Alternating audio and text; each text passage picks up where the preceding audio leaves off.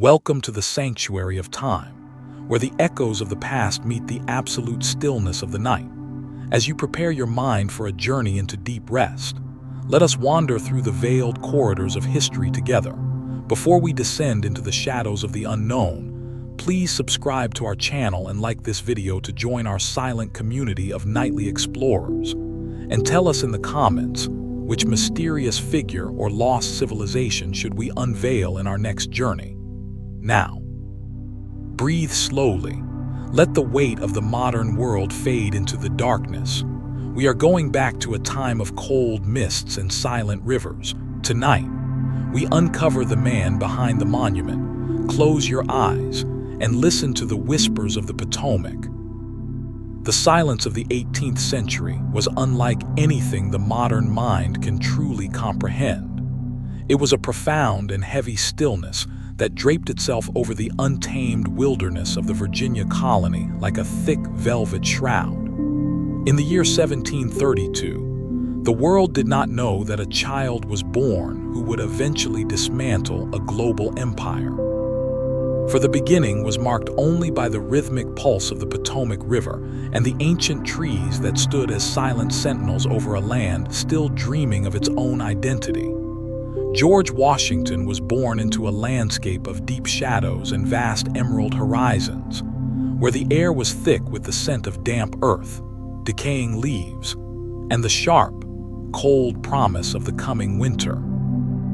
Imagine the flicker of a single candle in a dark room, a tiny point of light against the immense, overwhelming darkness of the frontier, symbolizing a life that would one day illuminate the path for millions of souls seeking freedom. As the boy grew, the wilderness became his most influential teacher, a stern and unforgiving mentor that demanded physical endurance and mental fortitude. There was a peculiar mystery in the way he walked through the woods, a quiet intensity that distinguished him from his peers, as if he could hear a melody in the wind that others were deaf to. He did not seek the boisterous laughter of the village or the trivialities of colonial society. Instead, he found solace in the geometry of the land, the way the hills folded into one another, and the way the rivers carved deep, permanent scars into the face of the earth. His early fascination with surveying was not merely a career choice, but a spiritual quest to bring order to the chaos of the wild, to impose a human structure upon the infinite and the unknown. Every chain he pulled through the thickets, every marking he carved into the bark of a tree, was a testament to a mind that valued precision over passion and silence over speech. The Potomac River was the central artery of his existence, a constant and shifting presence that reflected the gray skies of his youth. It was a river of secrets, carrying the ghosts of indigenous tribes and the ambitions of settlers who had crossed the vast, terrifying Atlantic in search of a new beginning. Young George would stand on the muddy banks, watching the eddies and currents, learning that power is not always found in the storm, but often in the steady, relentless flow of deep water. He saw the way the mist clung to the surface of the river in the early morning, a thick and impenetrable veil that obscured the far shore, representing the uncertainty of his own future and the hidden dangers of a world caught between the old traditions of Europe and the raw, violent potential of a new continent. There is a question that haunts the early chapters of his life, a question that draws us deeper into the narrative and refuses to let us go. What did he see in those lonely nights under the canopy of the Virginia forest? Some say he encountered the ancient spirits of the land. Others suggest he was simply a man of extraordinary focus, but the truth remains locked within the silence of the trees. He was a surveyor of the earth, but he was also a surveyor of the human soul, observing the complexities of power and the fragility of loyalty long before he ever held a sword. The discipline he cultivated in those solitary years would become the bedrock of his character, a stoic mask that could withstand the freezing winters of war and the scorching heat of political betrayal. As we drift further into the quiet darkness of this story, we must realize that the Washington of history books is a statue, cold and immovable. But the Washington of the Potomac was a man of flesh and blood, driven by a quiet, burning ambition that few could truly perceive. He was forging himself in the furnace of the silence, preparing for a role that the universe had meticulously designed for him. The mist continues to roll across the water, the trees continue to whisper their ancient secrets, and the young surveyor continues his march toward a destiny that would change the course of human history forever. Listen closely to the sound of the water, and feel the weight of the history that is about to unfold in the heart of the wilderness. The transition from a boy of the river to a man of the frontier began with the cold weight of a brass compass and the relentless pull of a surveyor's chain. In the vast, uncharted territories of the Shenandoah Valley, young George Washington found himself caught between the civilized expectations of the coastal elite and the raw, primordial reality of the Appalachian wilderness. To map a land is to possess it in the mind before it is ever settled by the foot, and Washington approached this task with a meticulous intensity that bordered on the sacred. Every acre of timberland, every bend in a nameless creek, and every jagged peak of the distant mountains was recorded with a hand that never trembled. He was not merely drawing lines on parchment. He was imposing a geometric order upon a world that had known only the chaotic whispers of the wind for 10,000 years. Imagine the solitude of those weeks spent deep within the labyrinthine forests, where the only mirror for his thoughts was the obsidian surface of a mountain lake at midnight. The air in the deep woods was often stagnant and heavy with the scent of pine needles and damp moss, a sensory world that stripped away the pretenses of his upbringing. Here, there were no titles of nobility that could protect a man from the biting frost or the sudden strike of a predator. Washington learned to read the sky like a book of omens, understanding that the tilt of a cloud or the sudden silence of the birds was a language more vital than any spoken in the salons of Williamsburg. He carried his equipment through mud and briar, his boots wearing thin against the unforgiving stone, yet his posture remained as straight as the lines he drew.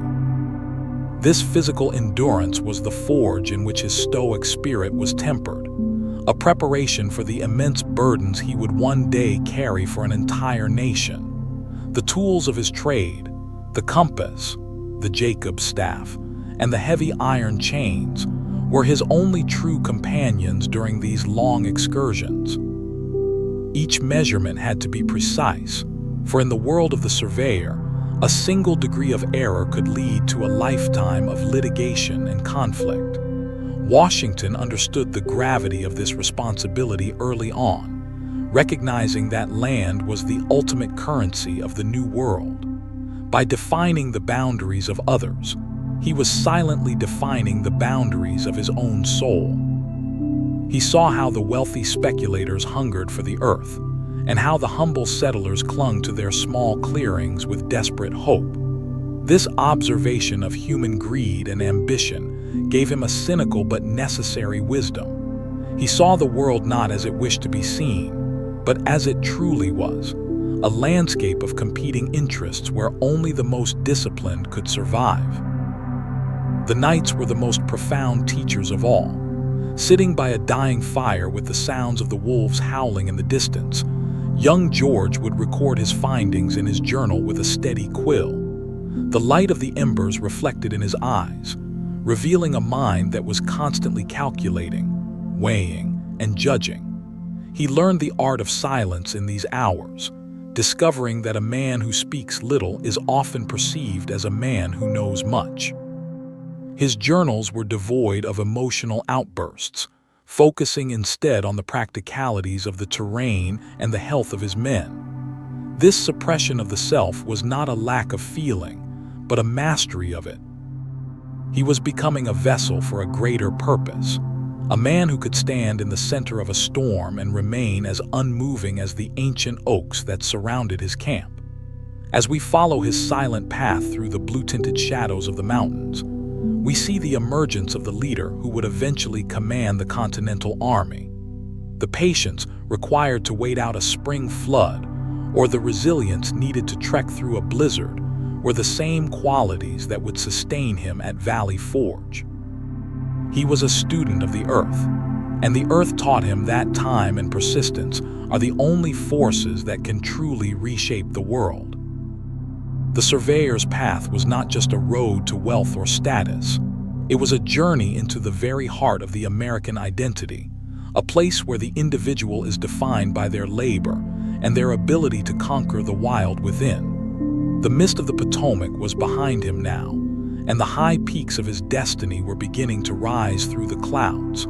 Listen to the scratching of his quill and the rhythmic heavy steps of his journey, as he maps the future of a world yet to be born. The deeper George Washington drifted into the emerald labyrinth of the Ohio Valley, the more the civilized world of Virginia began to feel like a distant and half-forgotten dream. Here, beneath the crushing weight of the ancient canopy, the rules of men and the titles of kings held no meaning. This was the true wilderness, a realm of eternal shadows where the air was perpetually thick with the scent of decaying leaves, damp earth, and the cold, metallic tang of approaching winter. In these depths, the silence was not merely the absence of sound but a heavy and palpable force that pressed against the mind, demanding a level of focus that few men could sustain without breaking. Washington was no longer just a surveyor of the earth. He was becoming a surveyor of his own internal limits in a place that offered no mercy and no witnesses to his struggle. Imagine the immense scale of this untamed continent through his young eyes.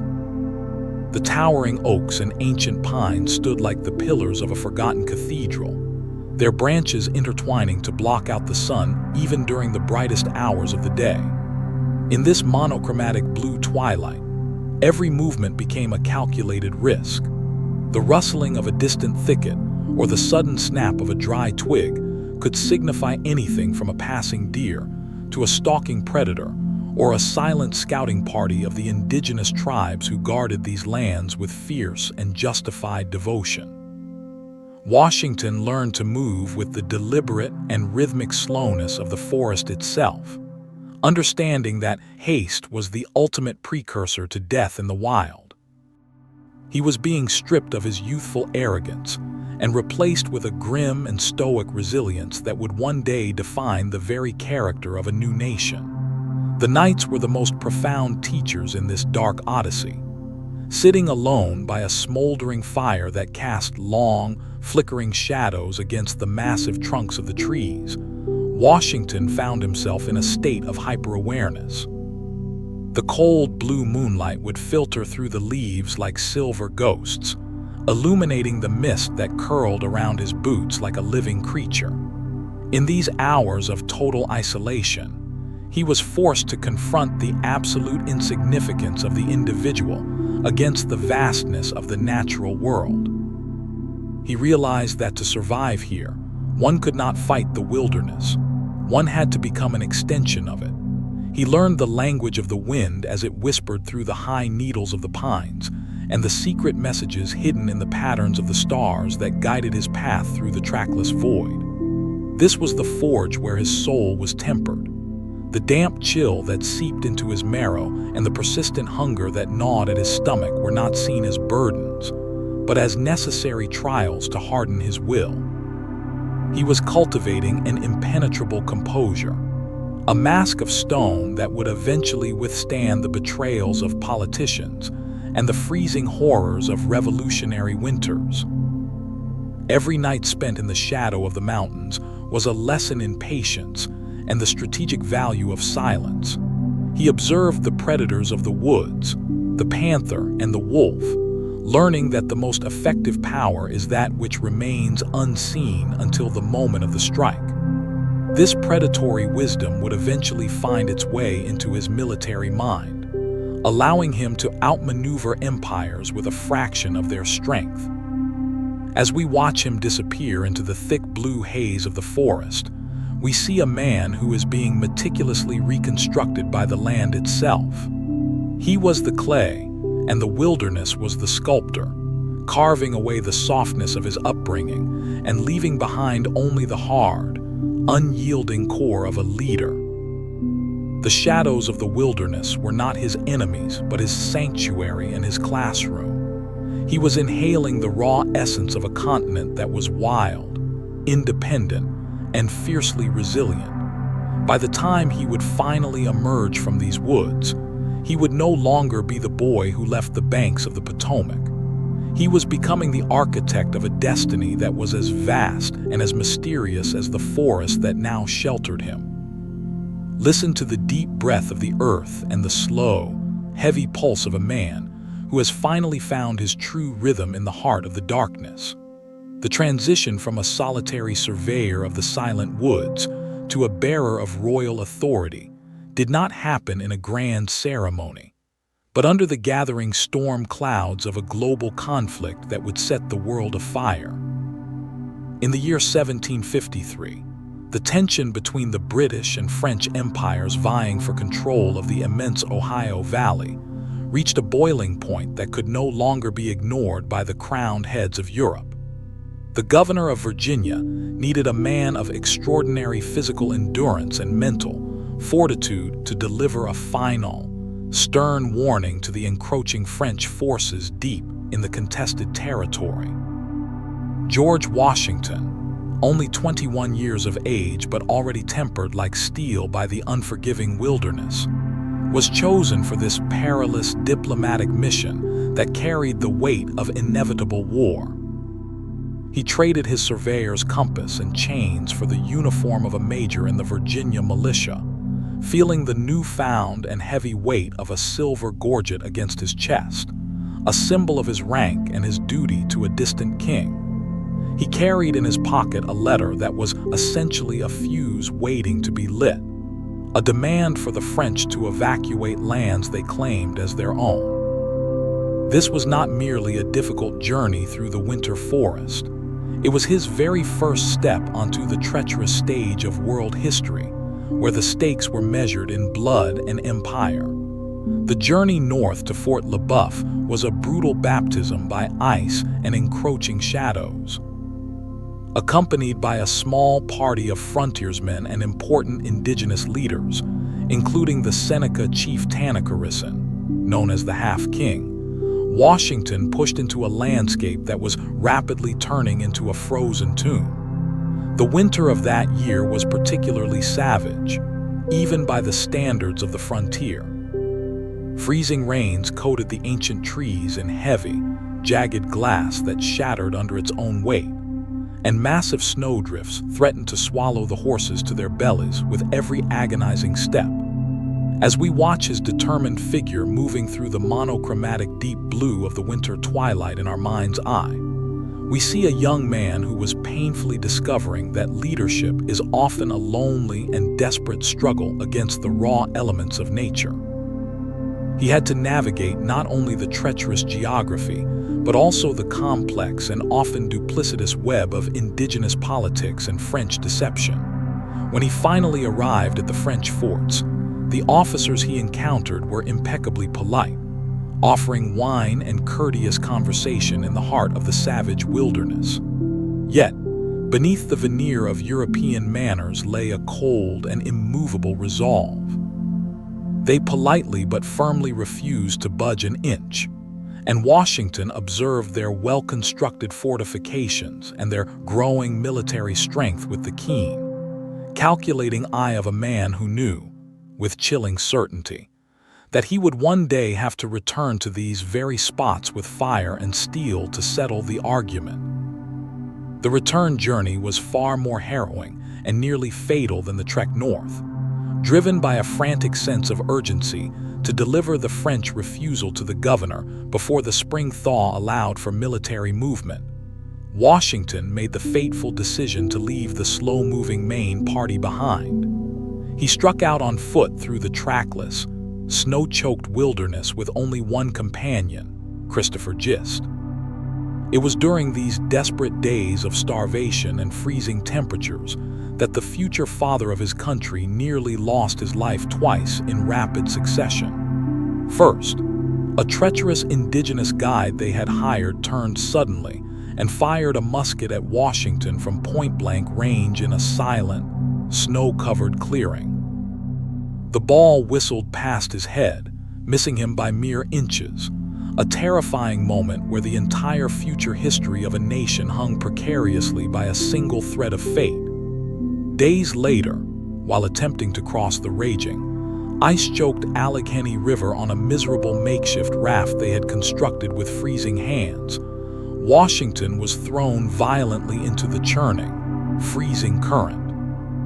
Imagine the paralyzing shock of the sub-zero water, the immense weight of his sodden wool clothes pulling him down toward the dark riverbed, and the sheer, indomitable willpower required to haul himself onto a desolate island, where he and Gist spent a freezing night without a fire, listening to the ice grind against the shore.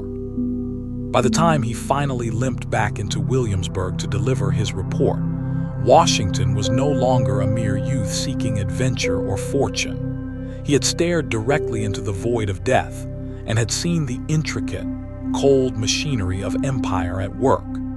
His journal of the mission was published and made him an instant celebrity on both sides of the Atlantic. But for George himself, the experience was a profound internal awakening. He had tasted the intoxicating air of command and the visceral thrill of survival against impossible odds.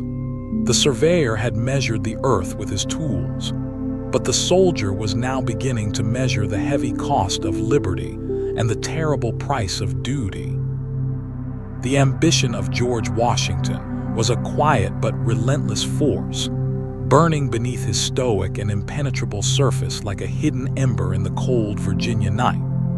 He sought a commission in the British regular army with a desperate and singular focus, believing that a red coat would signify his final arrival as a true gentleman and a professional soldier of the global empire.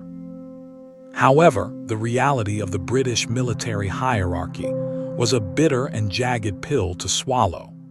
A rigid and ancient structure where a colonial officer was always perceived as inherently inferior to even the greenest and most inexperienced subaltern from the streets of London. This subtle but constant disrespect began to sharpen his perception of the world around him, making him realize with a chilling clarity that the Crown viewed the colonies not as partners in a grand venture, but as mere servants to be used and discarded at the whim of the aristocracy. As General Edward Braddock arrived in Virginia with the immense pomp and ceremony of a great world power, Washington watched with a mixture of awe and growing concern. The columns of red-coated soldiers marched with a rhythmic and mechanical precision that seemed entirely out of place in the tangled and unpredictable wilderness of the frontier. Braddock was a man of the old world, a commander who believed that the rules of European warfare were universal and absolute. He ignored the hard-earned and bloody wisdom of the frontier scouts, dismissing the terrifying threat of the French and their indigenous allies as if they were mere inconveniences to be swept aside by the sheer majesty of British discipline. Washington was appointed as an aide-de-camp to the general, a position that allowed him to witness the internal machinery of the British command up close. And what he saw was a dangerous mixture of arrogance and ignorance that cast a long, blue shadow over the entire expedition. The journey toward Fort Duquesne was a slow-motion disaster waiting to unfold, a long and glittering serpent of red and gold winding through the dark and suffocating woods, entirely unaware of the thousands of eyes that watched their every move from the impenetrable shadows of the thickets. On the banks of the Monongahela River, the silence of the wilderness was suddenly shattered by a terrifying storm of musket fire and the blood-curdling cries of an invisible enemy. The British regulars, trained for the open and honorable fields of Europe, stood in frozen and confused ranks while death rained down upon them from behind every tree and every rock. It was a slaughter of staggering proportions. Washington was in the absolute center of the chaos. His horse shot out from under him twice, his coat pierced by 4 separate bullets that missed his flesh by mere millimeters. Yet he remained miraculously and hauntingly untouched. In this moment of thick blood and acrid smoke, the myth of British invincibility dissolved into the mud of the riverbank.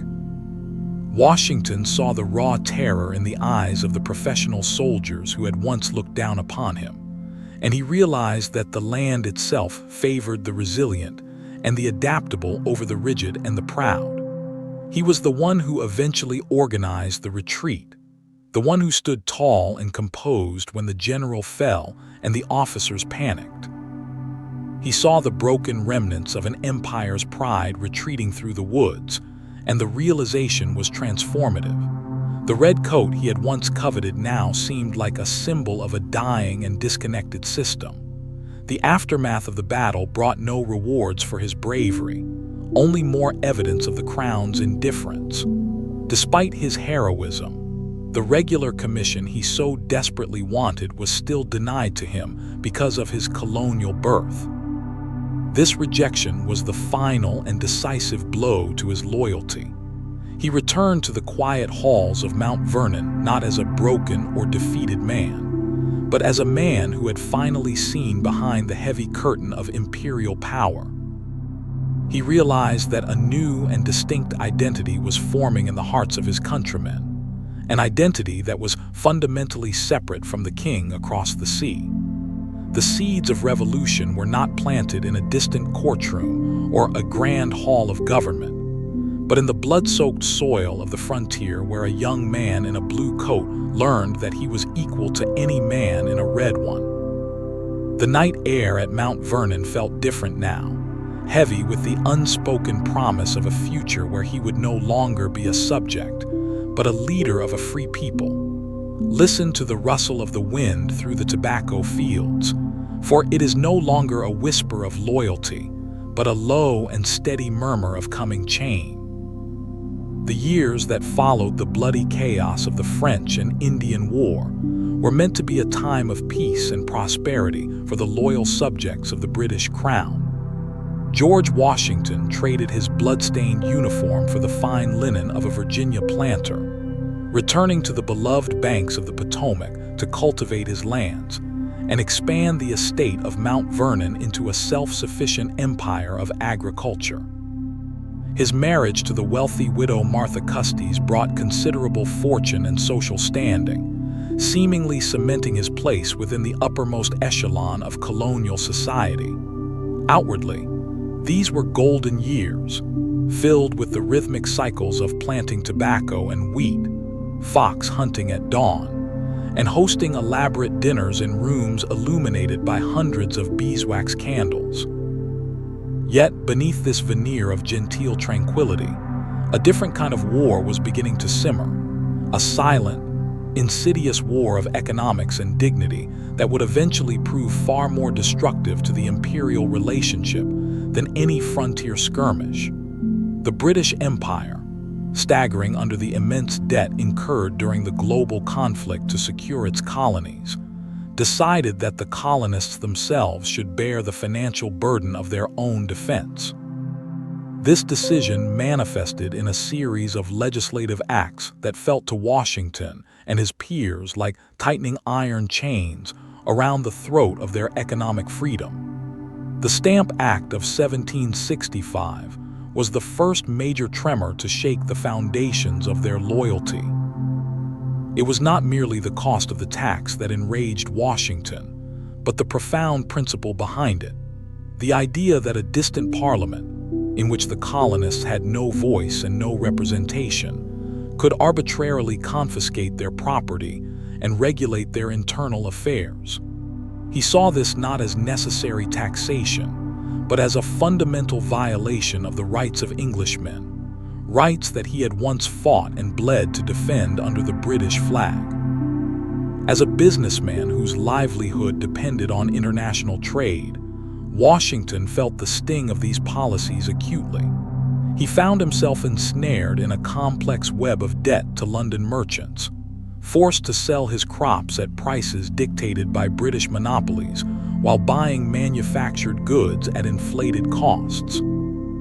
The realization slowly dawned on him that the entire mercantile system was rigged against the colonies, designed to keep them in a perpetual state of economic dependence and servitude to the mother country.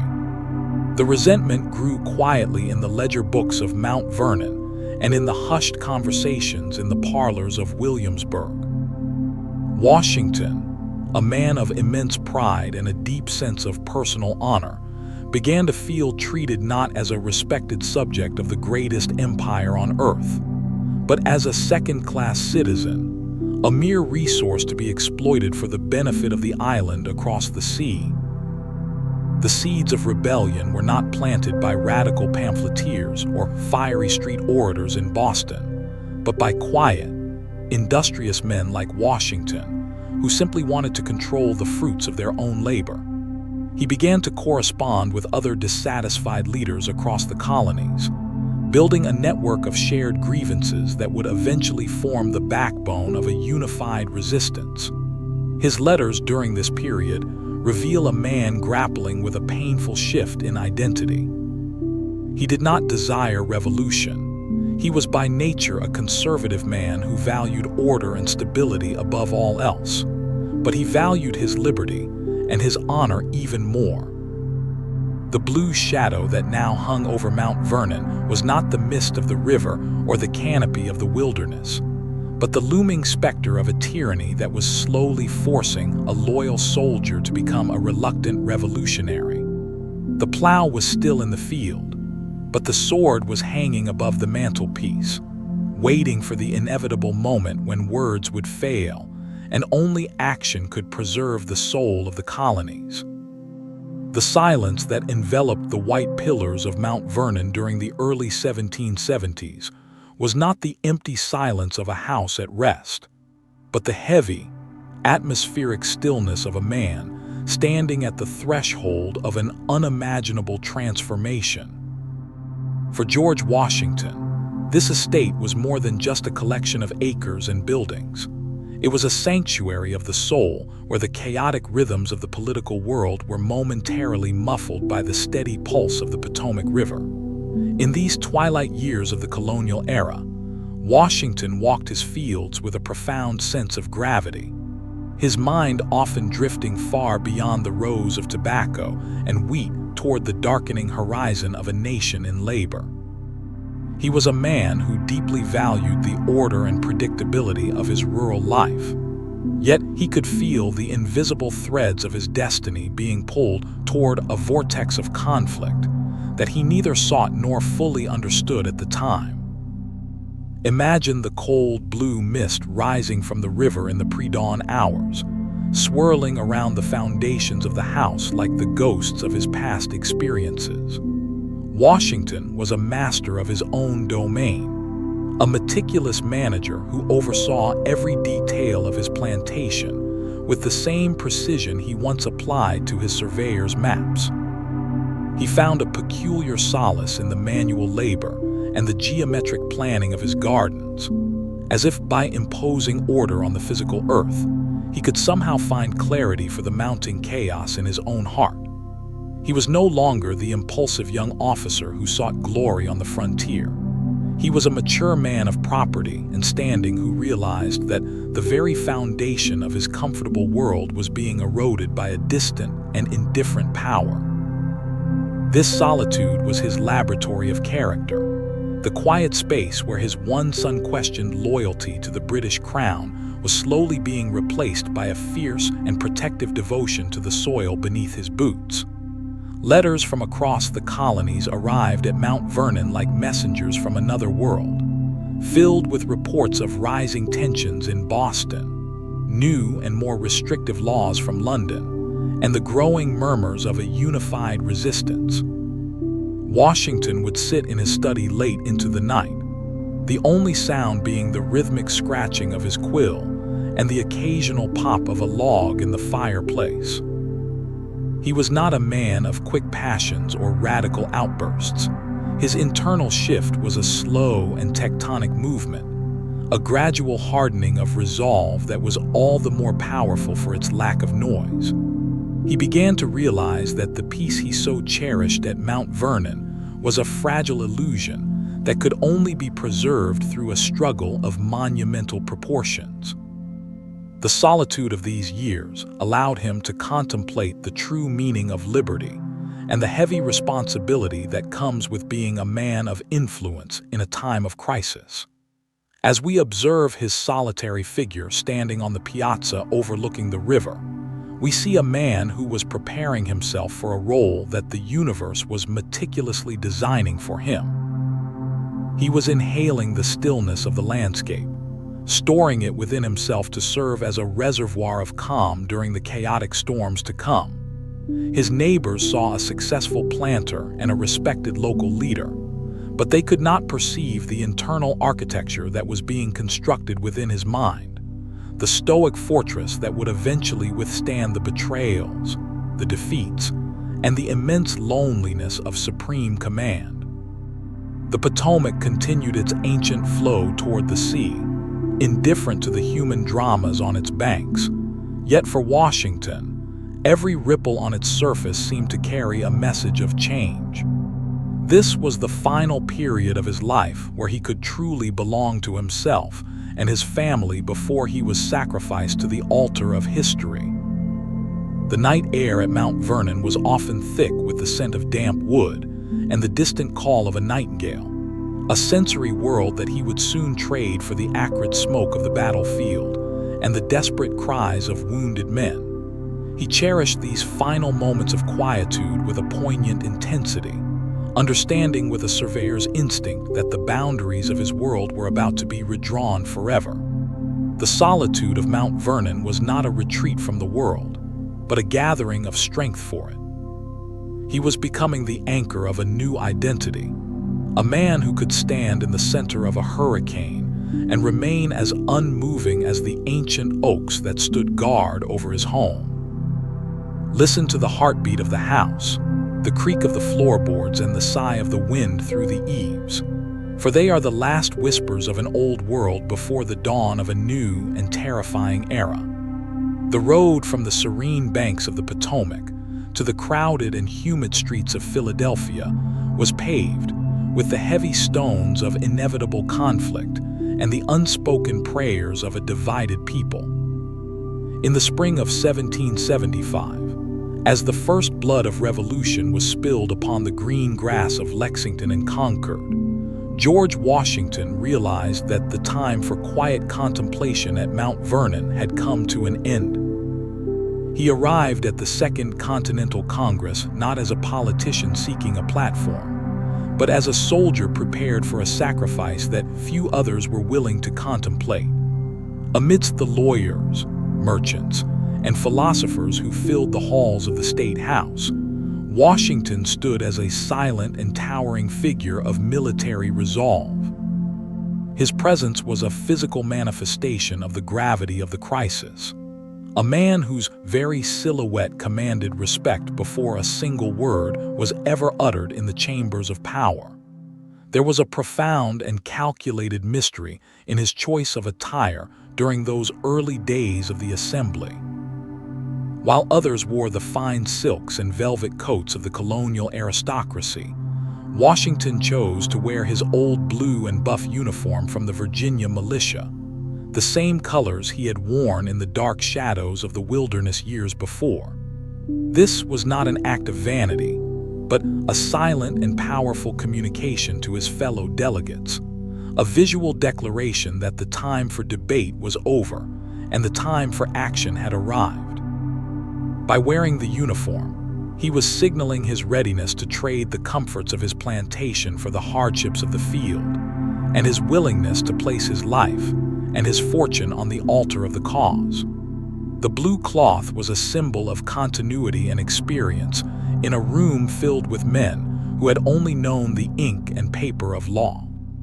It served as a constant reminder that the words they spoke in Philadelphia would ultimately have to be defended by the steel of bayonets in the mud of the battlefield. The atmosphere in Philadelphia was thick with the scent of coal smoke, horse manure, and the electric tension of a world about to be reborn through violence. Inside the humid halls of Congress, the air was heavy with the weight of a decision that would change the course of human history forever. The delegates were searching for a leader who possessed not only the technical skills of command, but also the character to unite 13 diverse and often fractious colonies.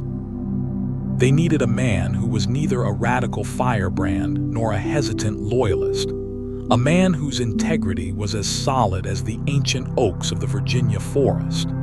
As the debates swirled around him, Washington remained a stoic observer, a surveyor of men who understood that true authority is not seized through noise, but granted through the silent consensus of those who seek a protector.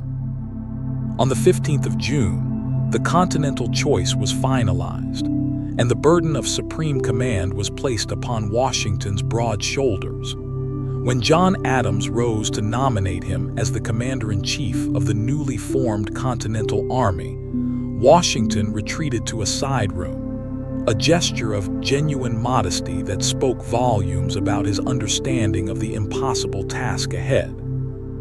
He did not accept the position with a cry of triumph or a boast of future glory. Instead, he spoke with a voice heavy with the realization of his own limitations and the immense risks involved. He refused to accept a salary for his services, asking only that his expenses be covered, a decision that further cemented his image as a selfless patriot who sought only the preservation of his people's liberty. This was the moment the myth began to harden into reality, the moment the gentleman planter was officially sacrificed to the demands of a desperate revolution. As we watch him prepare to depart Philadelphia for the chaotic camps of the North, we see a man who was leaving behind everything he loved for a future shrouded in the thick blue mist of uncertainty and war. He was the anchor in the storm, the only figure around whom the fragile hopes of a new nation could coalesce. The road ahead was long and filled with the shadows of defeat, betrayal, and unimaginable suffering. Yet Washington stepped onto it with the same measured and relentless pace he had once used to map the edges of the wild. The continental choice was not just a political appointment. It was a spiritual covenant between a man and a land that was struggling to find its own soul. Listen to the rhythmic clatter of his horse's hooves on the cobblestones as he leaves the city behind. For it is the sound of a leader marching toward a destiny that will require him to become more than a man. He is becoming the very breath of a revolution. The year 1776 was drawing to a close, not with the promise of a new dawn, but with the suffocating shadow of a slow-motion catastrophe. The Continental Army, once a body of hope and unified resolve, was now a tattered and broken remnant of its former self. Driven out of New York and chased across the cold plains of New Jersey by a British army that seemed invincible, the revolution was literally bleeding into the snow. The enlistments of Washington's few remaining soldiers were set to expire within days, and the morale of the entire colonial cause had collapsed into a pit of despair. The American dream was dying, strangled by the overwhelming might of the British Empire and the brutal reality of winter. In this darkest of hours, George Washington knew that only a radical and desperate gamble could save the fragile life of the republic he was fighting to create.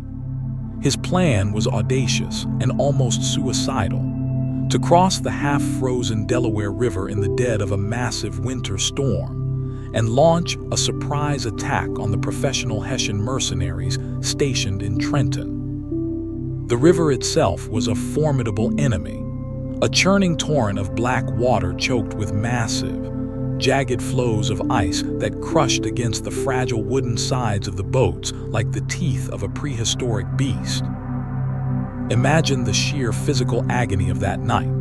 The biting cold that froze the men's ragged clothing to their skin, the howling wind that whipped the snow into a blinding fury, and the constant struggle to keep the boats from capsizing into the merciless current. Washington stood in the center of this frozen chaos, a towering figure wrapped in a heavy cloak, his silhouette illuminated only by the cold blue moonlight and the faint yellow glow of a few shielded lanterns. He was the calm center of a storm that threatened to consume everything. His presence was a silent promise that order could still be imposed upon chaos, that purpose could still be found in the midst of suffering. He moved from boat to boat, his voice a steady anchor in the wind, offering encouragement to men who were physically exhausted and mentally shattered. He did not promise them victory. He promised them a chance to fight for their own existence, a chance to strike a blow against the power that sought to crush their spirit. The sound of the ice grinding against the wood was the rhythmic heartbeat of a revolution on life support. When the small, frozen army finally landed on the far shore, they were hours behind schedule and faced a grueling 9-mile march to Trenton in the middle of a blizzard. Many of the soldiers were without shoes, leaving bloody footprints in the snow as a testament to their impossible journey. Washington led them forward, a solitary figure who understood that the entire weight of history now rested on his ability to endure just one more night of torture. The subsequent attack on Trenton was a stunning success, a lightning strike that broke the psychological stranglehold of the British occupation and sent a shockwave of hope through the entire continent. But the true miracle was not the battle itself, it was the crossing. It was the triumph of will over circumstance, a testament to the mysterious power of a leader who could convince men to defy the laws of nature and their own instincts for survival. As we watch the small boats fade into the thick, blue-white mist of the river, we must recognize that this night was the spiritual turning point of the war. It was the moment when the abstract ideals of liberty became a physical reality, forged in the fire of an impossible struggle. Washington was no longer just a general. He was the living embodiment of the colonial cause, a man who could lead his people through the darkest valley of the shadow of death and emerge on the other side with the flame of revolution still burning in his eyes. Listen to the wind howling over the river, for it carries the echo of 1,000 footsteps, the sound of a desperate gamble that changed the course of human history forever. The winter of 1777 fell upon the rolling hills of Valley Forge like a heavy shroud of gray iron, a relentless and suffocating cold that seemed determined to extinguish the last flickering embers of the American Revolution. This was not a battlefield of clashing steel or thundering cannons, but a silent and agonizing arena of endurance where the primary enemies were hunger, disease, and the hollow ache of despair. George Washington led his tattered army into this desolate encampment not to seek victory, but to find a sanctuary where they could hide from the British while the soul of the rebellion was slowly dismantled by the elements.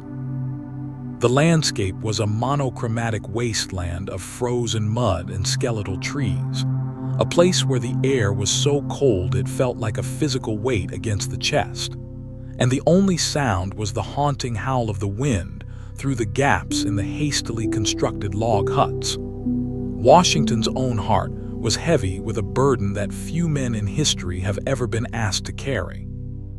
He watched from his headquarters as his soldiers, men he had led through the fires of Trenton and Princeton, now huddled together for warmth in huts that smelled of wood smoke and sickness. Many were without blankets, their uniforms reduced to pathetic rags that offered no protection against the biting frost. The most haunting image of that winter was the trail of bloody footprints left in the white snow by soldiers who had no shoes, their feet frozen and cracked by the unforgiving earth. Washington walked among them often, His tall and stoic figure a silent testament to a shared suffering that transcended the boundaries of rank. He did not offer empty promises of warmth or food he did not have. Instead, he offered the quiet dignity of his presence, showing his men that their general was willing to starve and freeze alongside them in the shadow of the valley. The darkness of Valley Forge was not just physical but psychological. Inside the cramped and smoky huts, the men whispered of desertion and the futility of their cause, their voices thin and reedy from malnutrition. Typhus, smallpox, and dysentery ravaged the ranks, turning the encampment into a sprawling graveyard where the living were often too weak to bury the dead. Washington sat late into the night by a single candle, writing desperate letters to a distant and divided Congress, pleading for the basic supplies that could save his dying army. He was a man fighting two wars simultaneously, one against the British Empire and another against the indifference and incompetence of his own government. It was in these solitary hours of prayer and contemplation that his resolve was refined into something indestructible, a diamond forged under the immense pressure of potential total failure. Yet, amidst this landscape of death and decay, a transformation was beginning to take place beneath the surface. The arrival of the Prussian officer Baron von Steuben brought a new and rigorous discipline to the chaotic camp. Under Washington's watchful eye, the Baron began to turn the ragtag collection of farmers and artisans into a professional fighting force. They practiced their maneuvers in the frozen mud, their movements becoming sharper and more synchronized even as their bellies remained empty. This was the true miracle of Valley Forge, that a spirit of professionalism and unity was born in the very place designed to break it. Washington saw the change in the eyes of his men. The hollow look of defeat was slowly being replaced by a grim and hardened pride. They were no longer just a collection of individuals fighting for their homes. They were becoming an army fighting for a nation. As we watch the blue-gray mist of the winter morning settle over the huts of Valley Forge, we see the emergence of a new American identity. It was an identity born of shared agony and mutual sacrifice, anchored by the unshakable character of a leader who refused to abandon his post. Washington had measured the depth of the valley and found that his soul was deeper still. The winter would eventually break, and the snow would eventually melt. But the men who emerged from those woods in the spring were not the same men who had entered them in December. They were tempered like the finest steel, hardened by the ice and unified by the silence of the forest. Listen to the crackle of the dying fires and the steady breath of the sleeping soldiers. For in the heart of this winter of despair, the heartbeat of a free nation was finally finding its true and permanent rhythm. The spring of 1778 arrived with a soft and insistent whisper, carrying the scent of damp earth and the promise of a world that refused to stay buried beneath the winter snows of Valley Forge. As the ice on the Schuylkill River began to crack and drift away, a new and formidable energy was pulsing through the ranks of the Continental Army. They were no longer the disorganized collection of desperate men who had limped into the valley months before. They were now a hardened and disciplined instrument of war, their spirits tempered by the very fire that was meant to consume them. George Washington watched this transformation with a sense of profound and silent relief, his stoic heart finally finding a moment of steady hope amidst the relentless pressure of command. The echoes of their drills and the rhythmic sound of their marching feet were no longer just the noises of a camp, but the first steady heartbeats of a nation that was learning how to breathe on its own. Beyond the immediate horizon of the American forests, the echoes of the Revolution were traveling across the vast and turbulent Atlantic, finding resonance in the royal courts of Europe and the hearts of those who dreamed of a new world order. The news of the American victory at Saratoga and the miraculous survival of Washington's army at Valley Forge had convinced the French crown that the rebellion was not merely a local disturbance, but a tectonic shift in the global balance of power.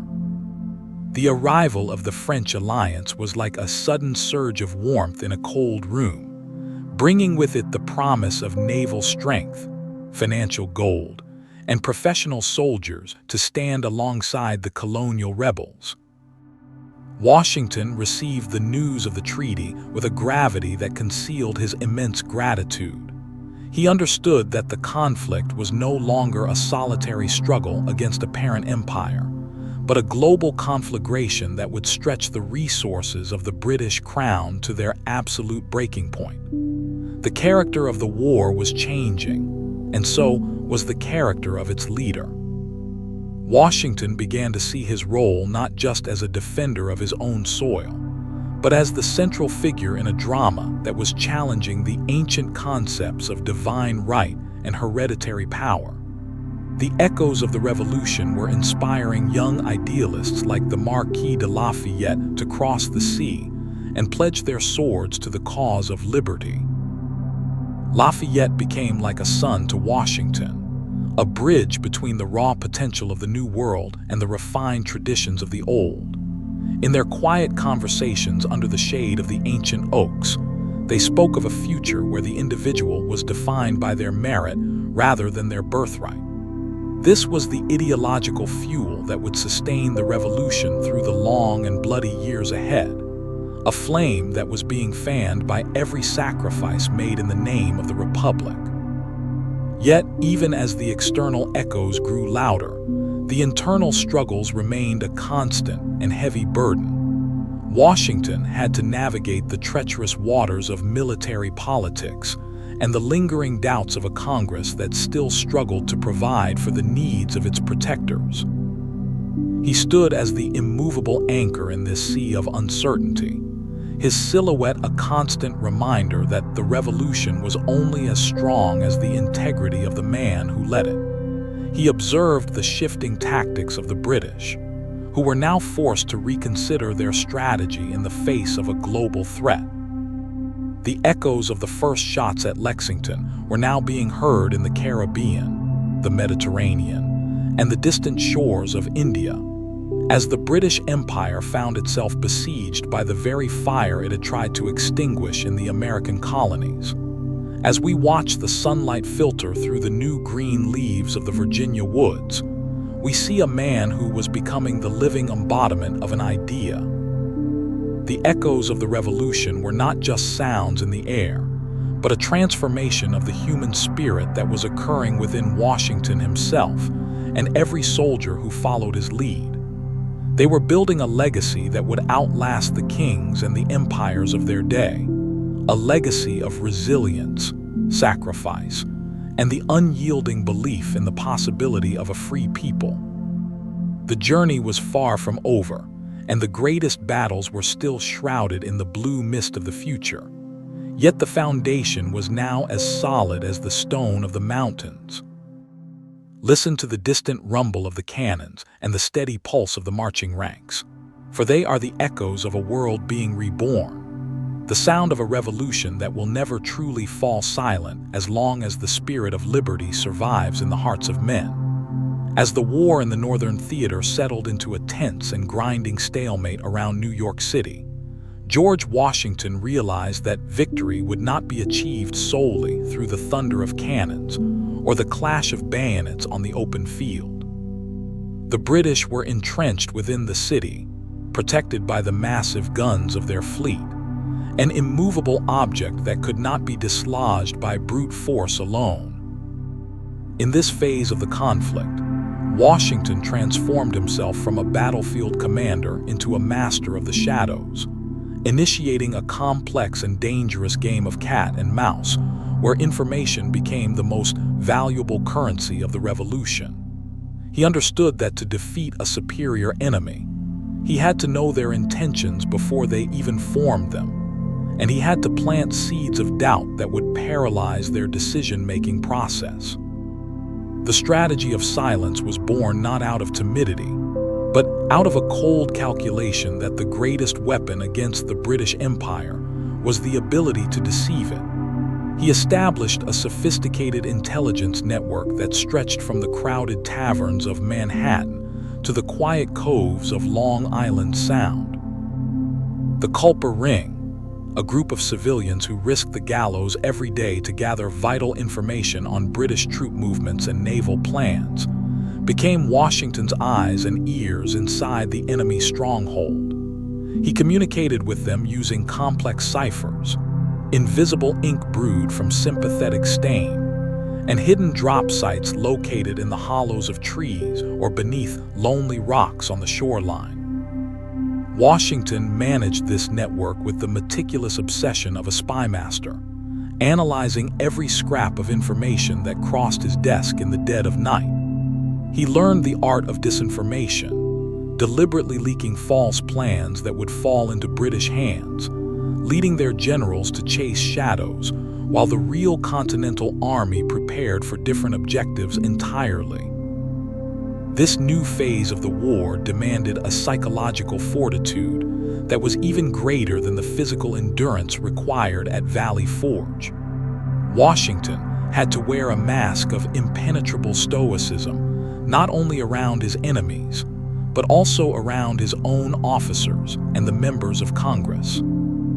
He could not share his true plans for fear of leaks. He had to endure the criticism of those who called him inactive or hesitant, knowing all the while that his inaction was a carefully constructed theater designed to lull the British into a false sense of security. The burden of these secrets weighed heavily on his mind.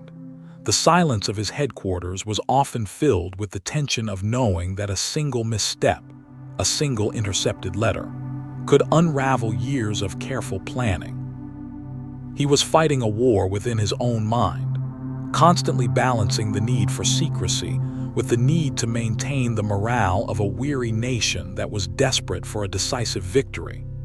The ultimate masterpiece of this deception was the grand illusion leading up to the Yorktown campaign. Washington spent months convincing the British Commander-in-Chief, Sir Henry Clinton, that a massive Allied attack on New York City was imminent. He had his army build massive bread ovens in New Jersey to suggest preparations for a long siege. He allowed false battle plans to be captured. He even marched his troops in circles near the city to create the impression of a gathering storm. While Clinton was busy fortifying New York against a phantom army, Washington was silently slipping away toward the south, moving his forces and the newly arrived French fleet toward Virginia in a coordinate dance of supreme logistical complexity. As we watch him in the flickering candlelight of his tent, studying a map with a magnifying glass while the rest of the camp sleeps, we see the architect of a victory that was built almost entirely on illusion. The strategy of silence was his greatest intellectual achievement, a demonstration that the mind of a disciplined leader could be far more devastating than the might of an empire. He was outthinking the best generals Europe could send against him, using their own arrogance and assumptions against them. The British were preparing for a hammer blow in the north, never hearing the silent dagger that was being slowly drawn in the south. Listen to the scratching of his quill as he writes a letter in code. It is the sound of a trap being set, a silent mechanism that will soon snap shut on the final hopes of the British crown in America.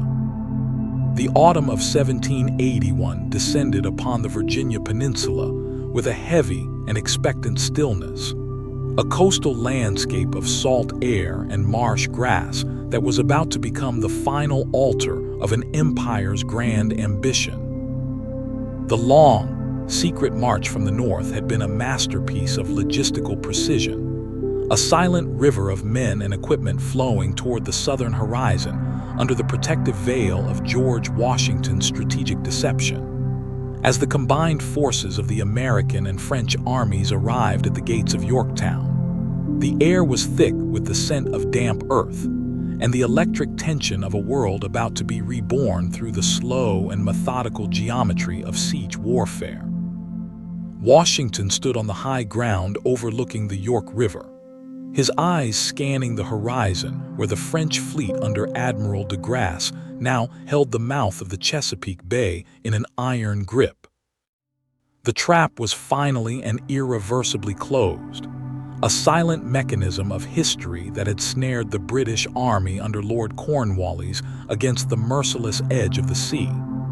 Imagine the nocturnal landscape of the siege, a world of deep midnight blue shadows and the rhythmic scratching of thousands of shovels into the sandy soil. Washington himself struck the first blow of the pickaxe into the earth to begin the construction of the first parallel, a symbolic act of labor that signaled his personal commitment to this final struggle. Under the cover of darkness and a thick blue ground mist, the soldiers worked in absolute silence, carving deep trenches into the heart of the landscape that moved like earthbound scars toward the British lines.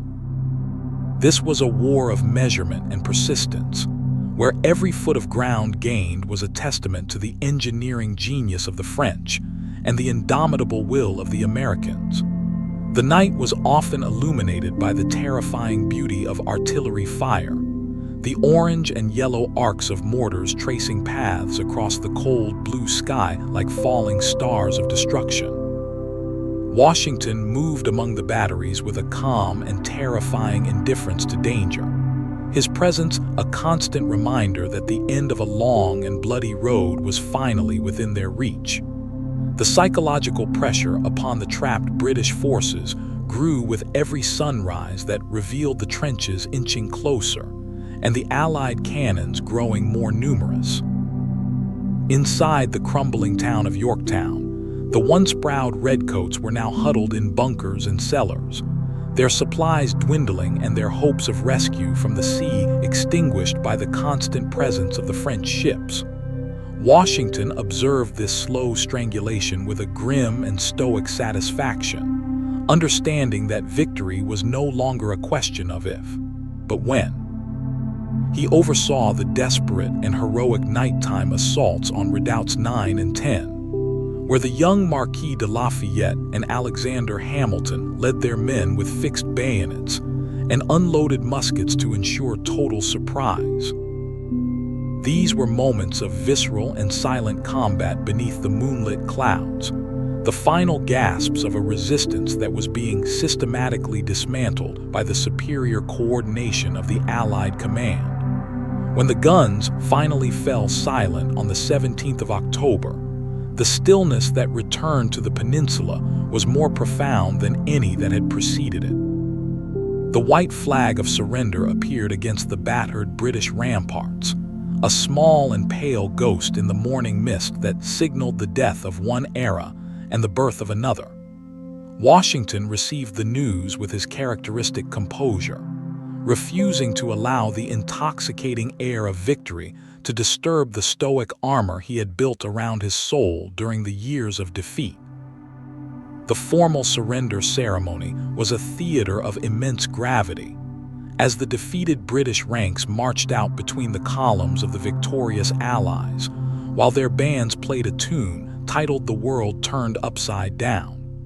It was the ultimate validation of Washington's endurance, a moment where the surveyor of the wilderness had successfully mapped the boundaries of a new and free republic.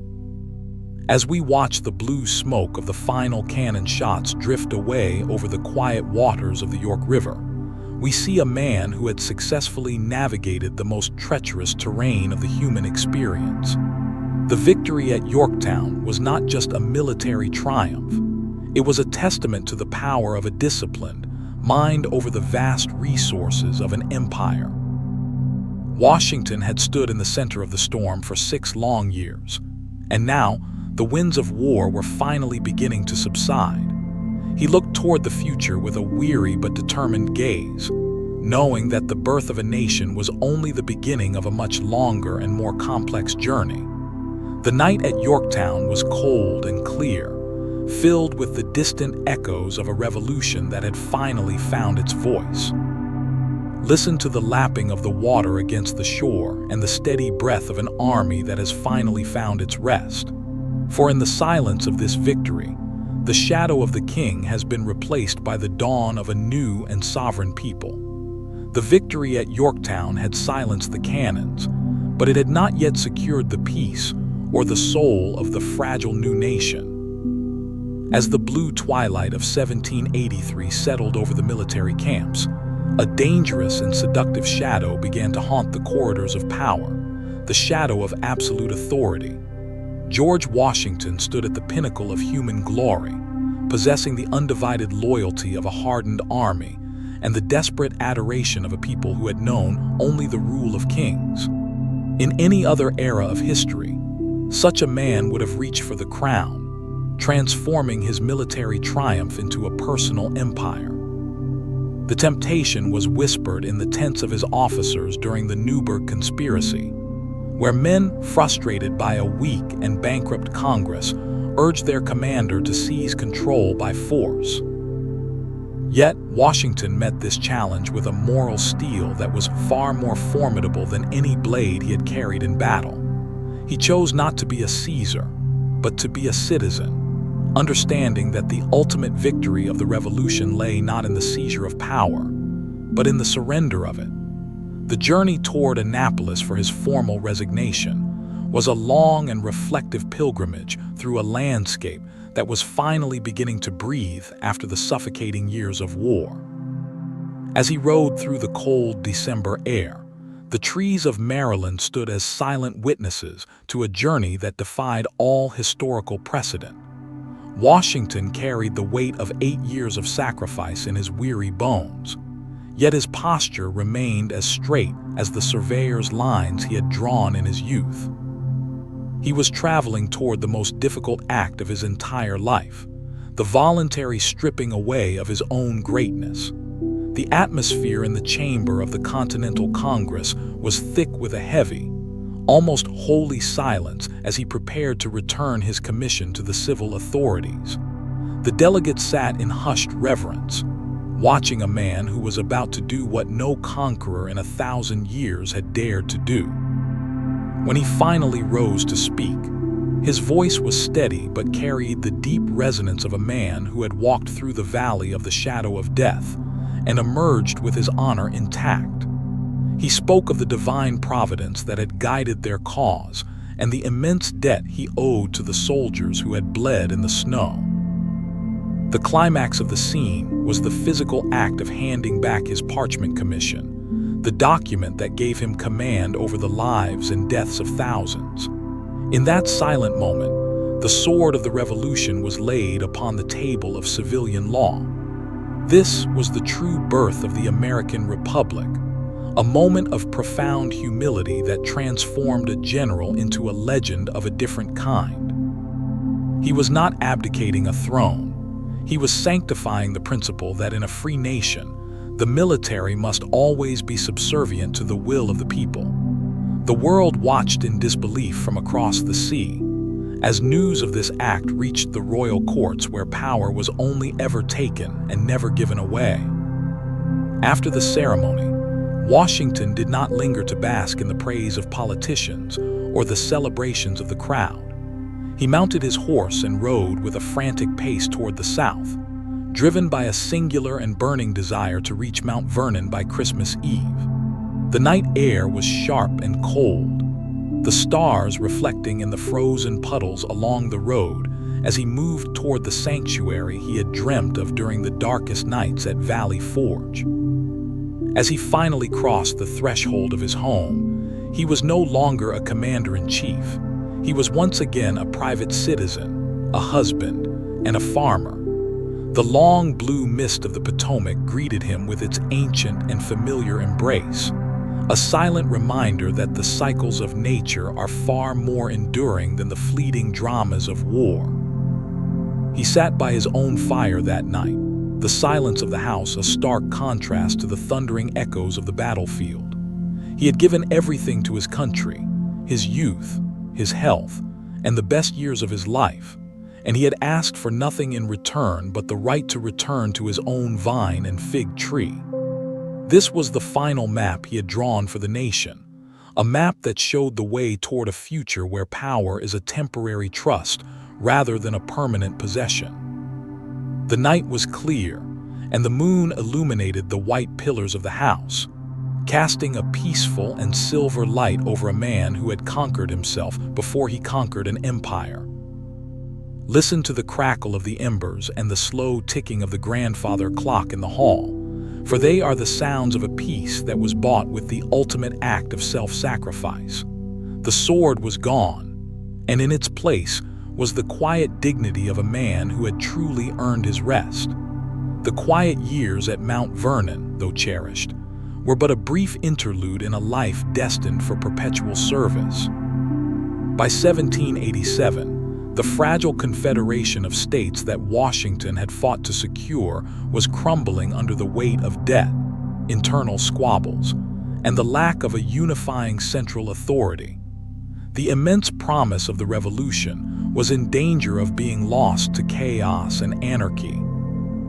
Recognizing that the victory won with the sword could only be preserved by the pen, Washington reluctantly agreed to return to the public stage and travel once again to Philadelphia, not as a soldier, but as a reluctant architect of a new government.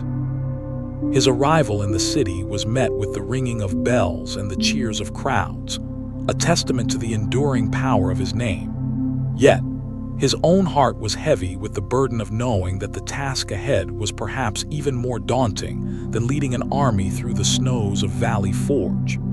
Inside the humid and crowded assembly room of the Pennsylvania State House, the very room where independence had been declared, Washington was unanimously elected as the presiding officer of the Constitutional Convention. He accepted the gavel with characteristic modesty, taking his seat on the dais from where he would watch over the birth of the American Republic's enduring structure. For 4 long and agonizing months through the stifling heat of a Philadelphia summer, Washington said very little from his elevated chair. His role was not to engage in the fierce debates over representation and power that raged between the delegates, but to embody the very gravity and seriousness of the endeavor itself. His silent presence was the anchor that kept the convention from drifting into complete disarray. It was a constant reminder that the world was watching, and that failure was not an option. He observed the brilliant and often volatile minds of men like James Madison, Alexander Hamilton, and Benjamin Franklin as they clashed and compromised, forging a new system of government from the raw materials of history and political philosophy. Washington's influence was felt not in his words, but in his unwavering commitment to the process. His stoicism was a calming force when tempers flared, his reputation for integrity a shield against the cynicism that often threatened to derail the proceedings. He was the moral compass of the convention, the singular figure whose approval was necessary for any proposed system to gain legitimacy in the eyes of the people. He understood that they were not merely writing a legal document, but constructing a machine that had to be strong enough to govern a vast and diverse continent, yet flexible enough to adapt to the unforeseen challenges of the future. The document that finally emerged from that sealed room in September was a masterpiece of political compromise, a blueprint for a federal government with separate branches and checks and balances, a system designed to prevent the very tyranny against which they had rebelled.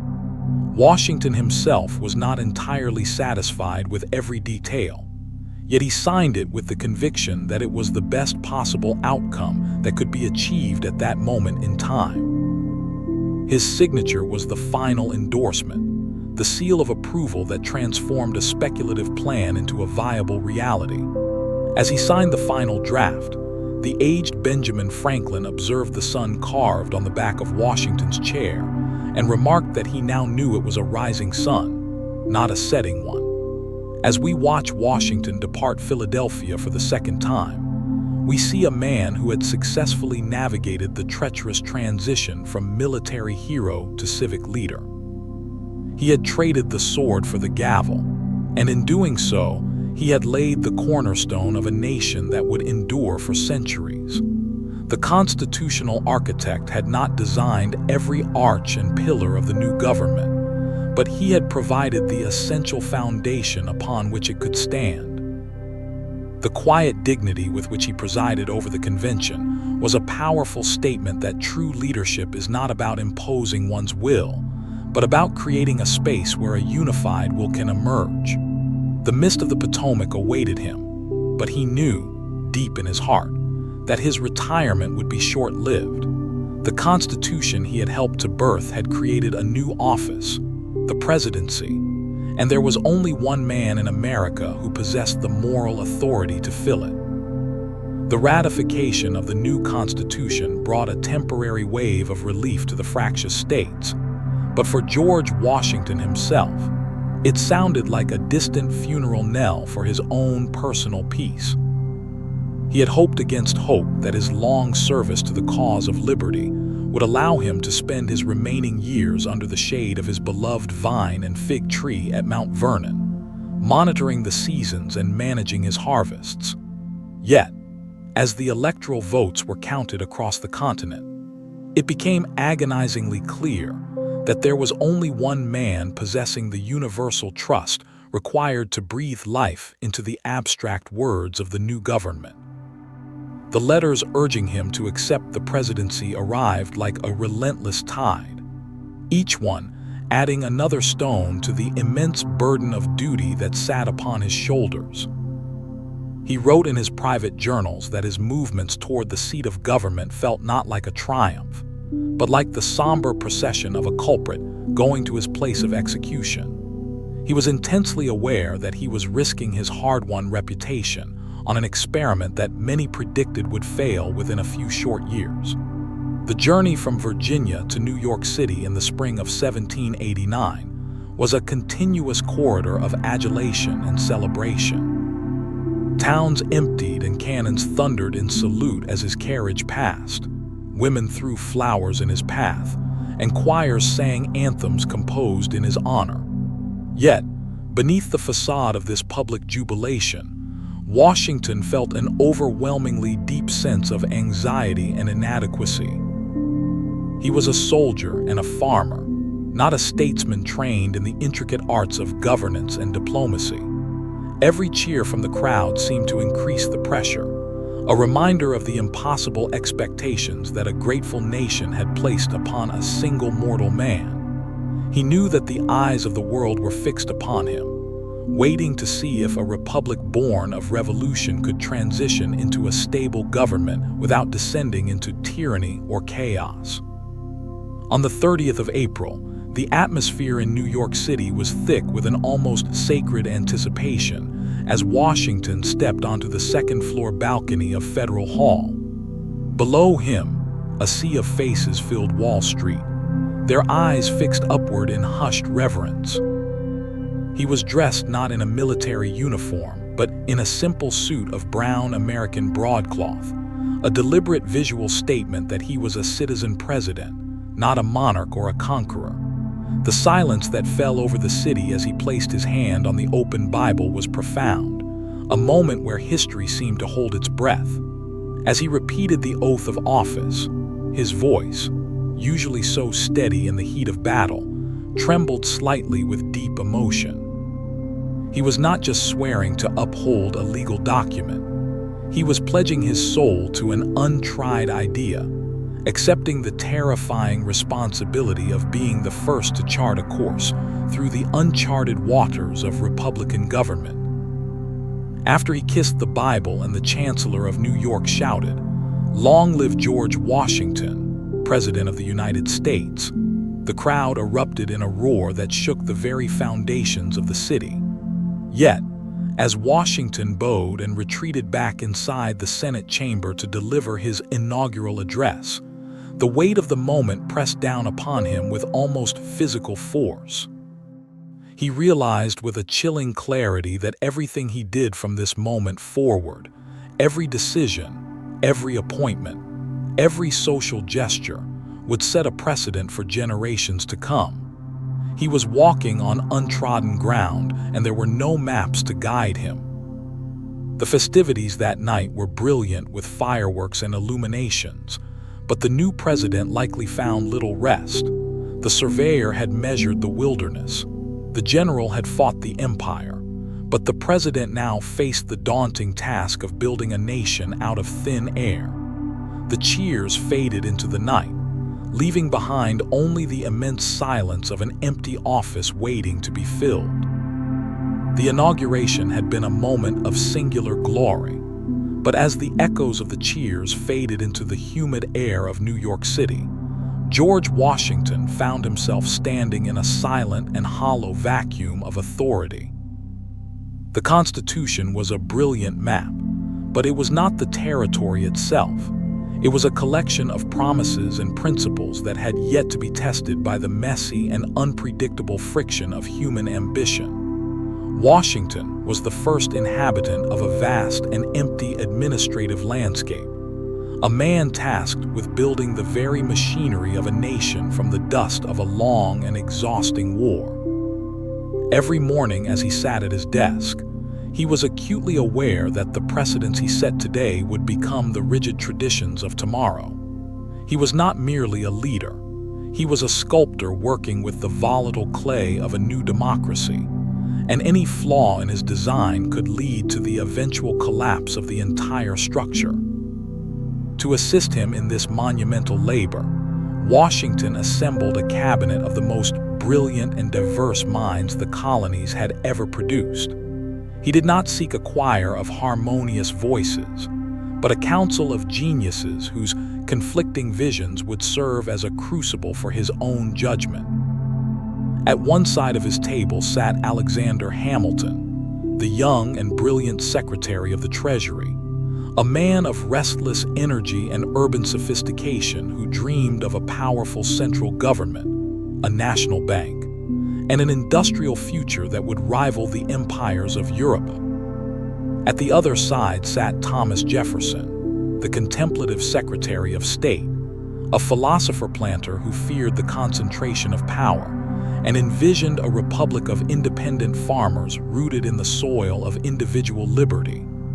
Washington stood as the silent and immovable arbitrator between these two titans, two men who represented the very soul of the American identity in a state of perpetual conflict.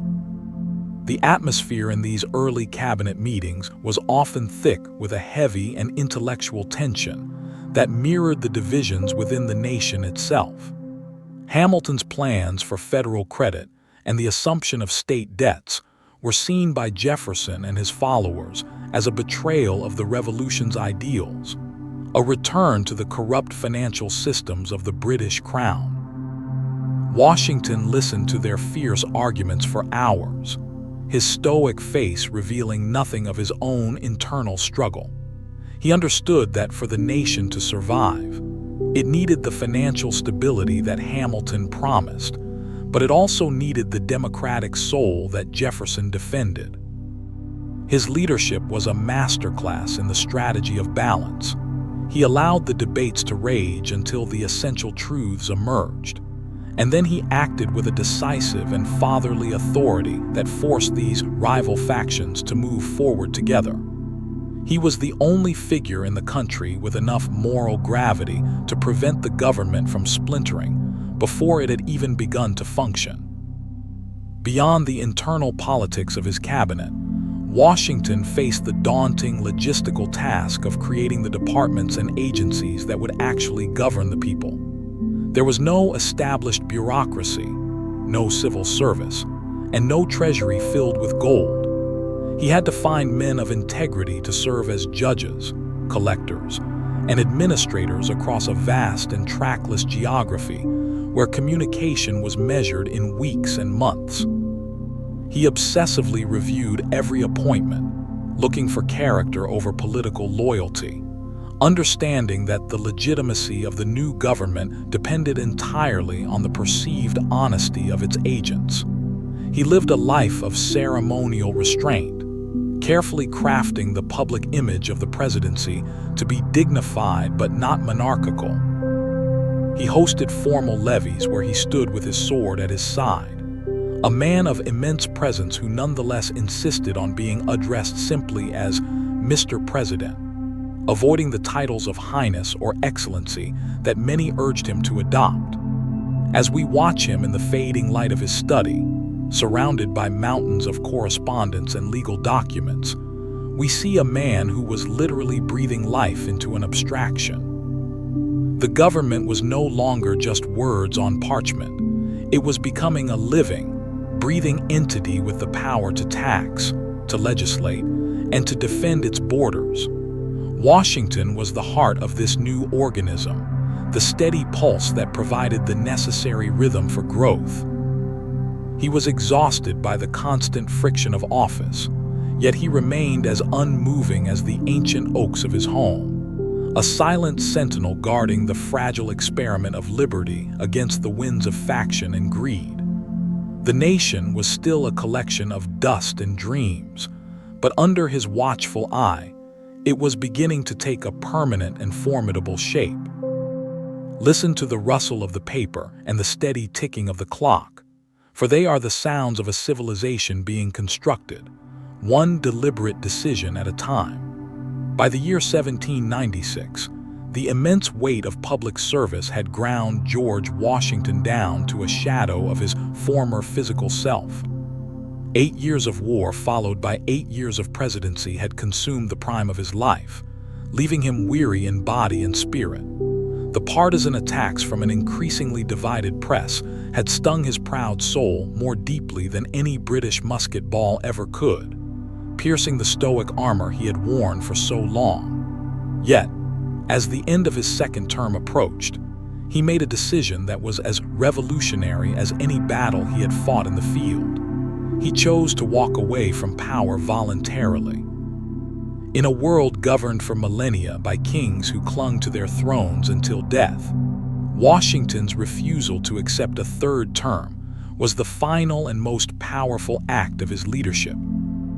It was the ultimate precedent, a demonstration that in a true republic, the office is greater than the man, and that the peaceful transfer of authority is the only guarantee of enduring liberty. Before he departed the public stage forever, Washington offered one last gift to the nation he had fathered, a farewell address that was the distillation of a lifetime of wisdom and hard-won experience. It was not merely a speech, but a prophetic warning delivered by a man who could see the future dangers lurking in the shadows of the present.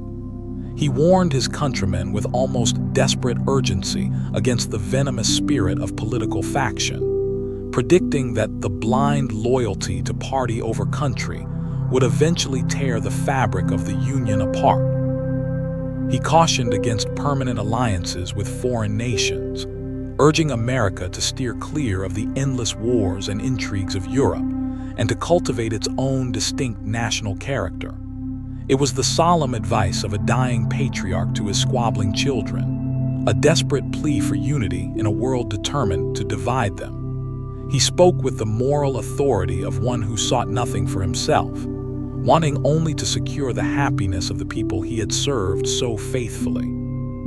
The inauguration of John Adams in March of 1797 was a moment of profound emotion for everyone present in the chamber. As Washington entered the room as a private citizen, the crowd erupted in a spontaneous and prolonged ovation, a wave of gratitude that brought tears to the eyes of even the most hardened political adversaries. Yet, as Adams took the oath, Washington felt a profound sense of relief wash over him, as if a crushing physical weight had been lifted from his shoulders. He was no longer the indomitable Atlas carrying the world on his back. He was free. He did not linger in the capital to overshadow his successor. He departed quietly, almost stealthily, eager to escape the suffocating noise of politics and return to the silent rhythms of nature. The final journey back to Mount Vernon was a slow and reflective pilgrimage through a landscape that was finally at peace. The aging general rode with a deliberate pace, his body aching with the old wounds of war and the newer wounds of politics. The trees along the road seemed to bow in silent reverence as he passed, witnesses to the closing of a great circle. When he finally turned down the long driveway toward his home, the sun was setting behind the mansion, casting long blue shadows across the fields he loved so dearly. The thick mist of the Potomac rose to greet him like an old friend, wrapping him in its familiar and comforting embrace.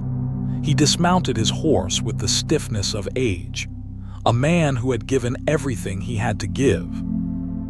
As he crossed the threshold of Mount Vernon for the final time, he was not entering as a conqueror returning in triumph, but as a weary traveler who had finally reached the end of a long and arduous road. The sword was hanging over the mantelpiece, the gavel was in the hands of another, and the only sound was the beating of his own tired heart, finally at rest in the sanctuary he had earned with a lifetime of sacrifice. The blue shadows lengthened, and the first president faded into the history he had written with his own lifeblood. The final days of George Washington were not marked by the thunder of cannons or the chaotic energy of a battlefield, but by a quiet and agonizing struggle against the relentless approach of the inevitable. The winter of 1799 had descended upon the rolling hills of Virginia with a particularly sharp and unforgiving teeth, turning the once vibrant landscape of Mount Vernon into a monochromatic world of gray skies and frozen earth. Washington, now 67 years of age and feeling the cumulative weight of a lifetime spent in service to a demanding nation, found himself increasingly drawn to the silent rhythms of his estate. On the 12th of December, despite a heavy and cold mixture of snow, hail, and rain falling from the leaden clouds, he insisted on riding out to oversee the work on his farms. He spent several hours in the saddle, his tall and stoic figure moving through the thick blue mist that rose from the Potomac like a ghost of his own past. He was a man of habit and iron discipline, and he refused to change his damp clothing upon his return to the mansion, ignoring the subtle chill that had already begun to take root within his frame. By the following morning, the consequence of this final act of stubborn devotion was painfully clear. A severe sore throat had developed, rapidly escalating into a suffocating constriction that made every breath a calculated and desperate effort. The silence of Mount Vernon was replaced by the hushed and frantic activities of the household, and the arrival of several physicians who brought with them the primitive and brutal medical practices of the late 18th century. Throughout the long and torturous hours of his illness, Washington remained the master of his own composure, observing the collapse of his physical strength with the same clinical detachment he had once used to survey the wilderness or command an army. He was subjected to repeated and aggressive bleedings, a practice intended to balance the humors, but which in reality only served to drain the remaining life force from his aging body. He bore these treatments with a terrifying and stoic patience, never uttering a cry of complaint or a plea for a mercy he knew was not coming. In the dimly lit bedroom upstairs, surrounded by the scent of melting wax and the heavy air of impending loss, Washington prepared himself for his final transition with a meticulous attention to detail. He was a man who had always valued order and clarity, and he did not intend to leave his affairs in disarray. He spoke in a voice that was a mere shadow of its former resonance, yet every whispered word carried the full authority of his character.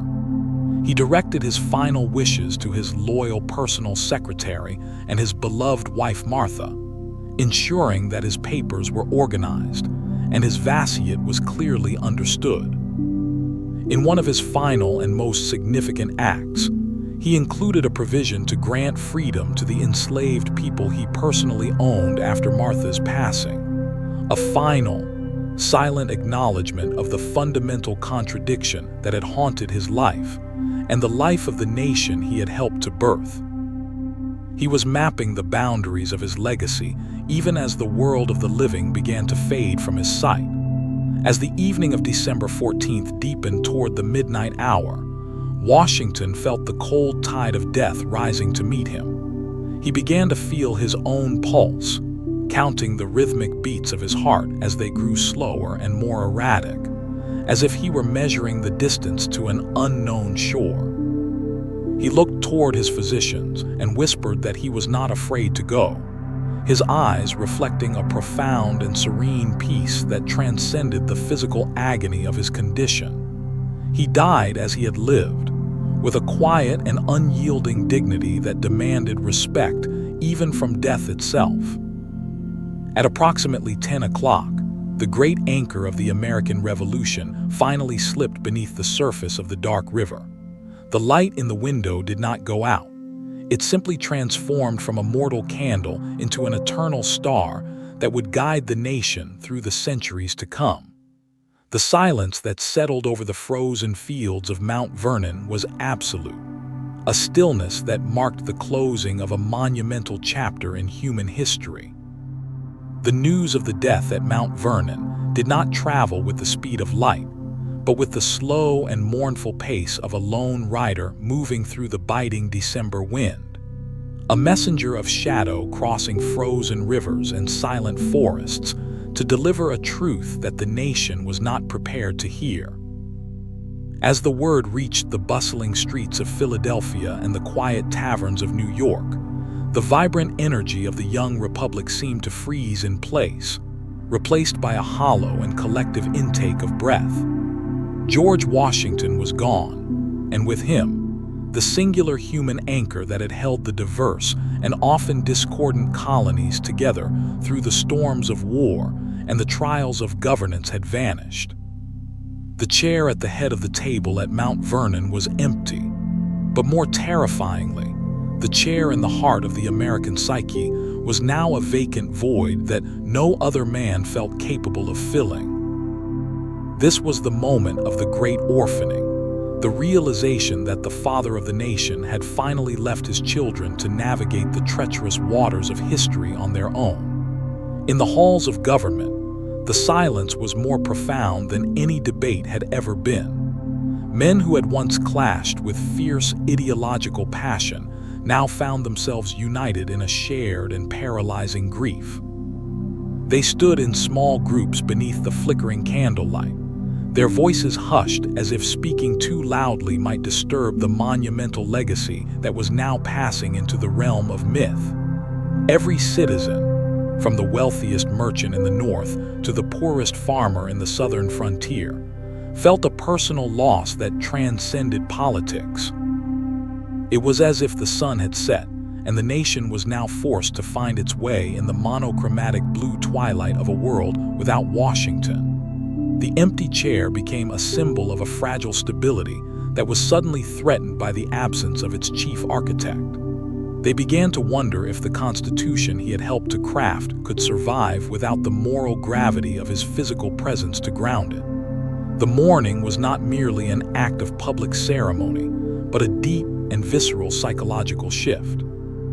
Black bunting appeared on the balconies of homes and the masts of ships, a visual manifestation of a darkness that had settled over the American soul. The newspapers of the day were filled with tributes that struggled to find words grand enough to encompass the scale of his life and the depth of the void he left behind. Poets and orators compared him to the great heroes of antiquity, yet they all recognized that he was something entirely new, a leader who had conquered power only to surrender it, a man who had become a legend by remaining a citizen. The empty chair in his study at Mount Vernon, where he had meticulously managed his lands and written his final warnings to the people, now sat in the cold moonlight, a silent witness to the closing of a monumental chapter. As the days turned into weeks, the vacuum left by his departure began to be filled by the construction of an eternal memory. The man of flesh and blood was gone, but the man of marble and myth was beginning to rise from the dust of his own mortality. People gathered in churches and town squares to hear eulogies that transformed the surveyor and the general into a secular saint, a figure of unshakable integrity who would serve as the permanent moral compass for the nation. Yet, even as the monuments began to be planned and the legends began to grow, the underlying anxiety remained. The empty chair was a reminder that the Republic was now a machine that had to function without its master mechanic. The silence of the winter woods around Mount Vernon was absolute, a stillness that seemed to demand that the living honor his memory not with tears alone, but with a renewed commitment to the unity he had sacrificed his life to preserve. The shadow of Washington now stretched across the centuries, a long and blue silhouette that provided shade for the growing branches of the American experiment.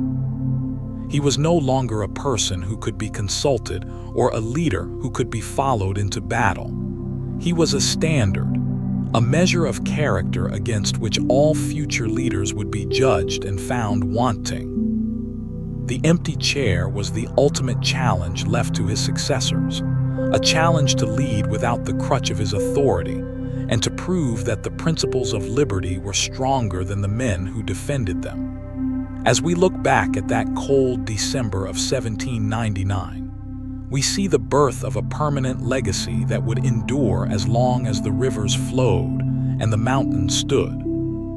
The chair was empty, but the room was filled with the lingering essence of a man who had taught a nation how to breathe on its own before he took his final, silent rest.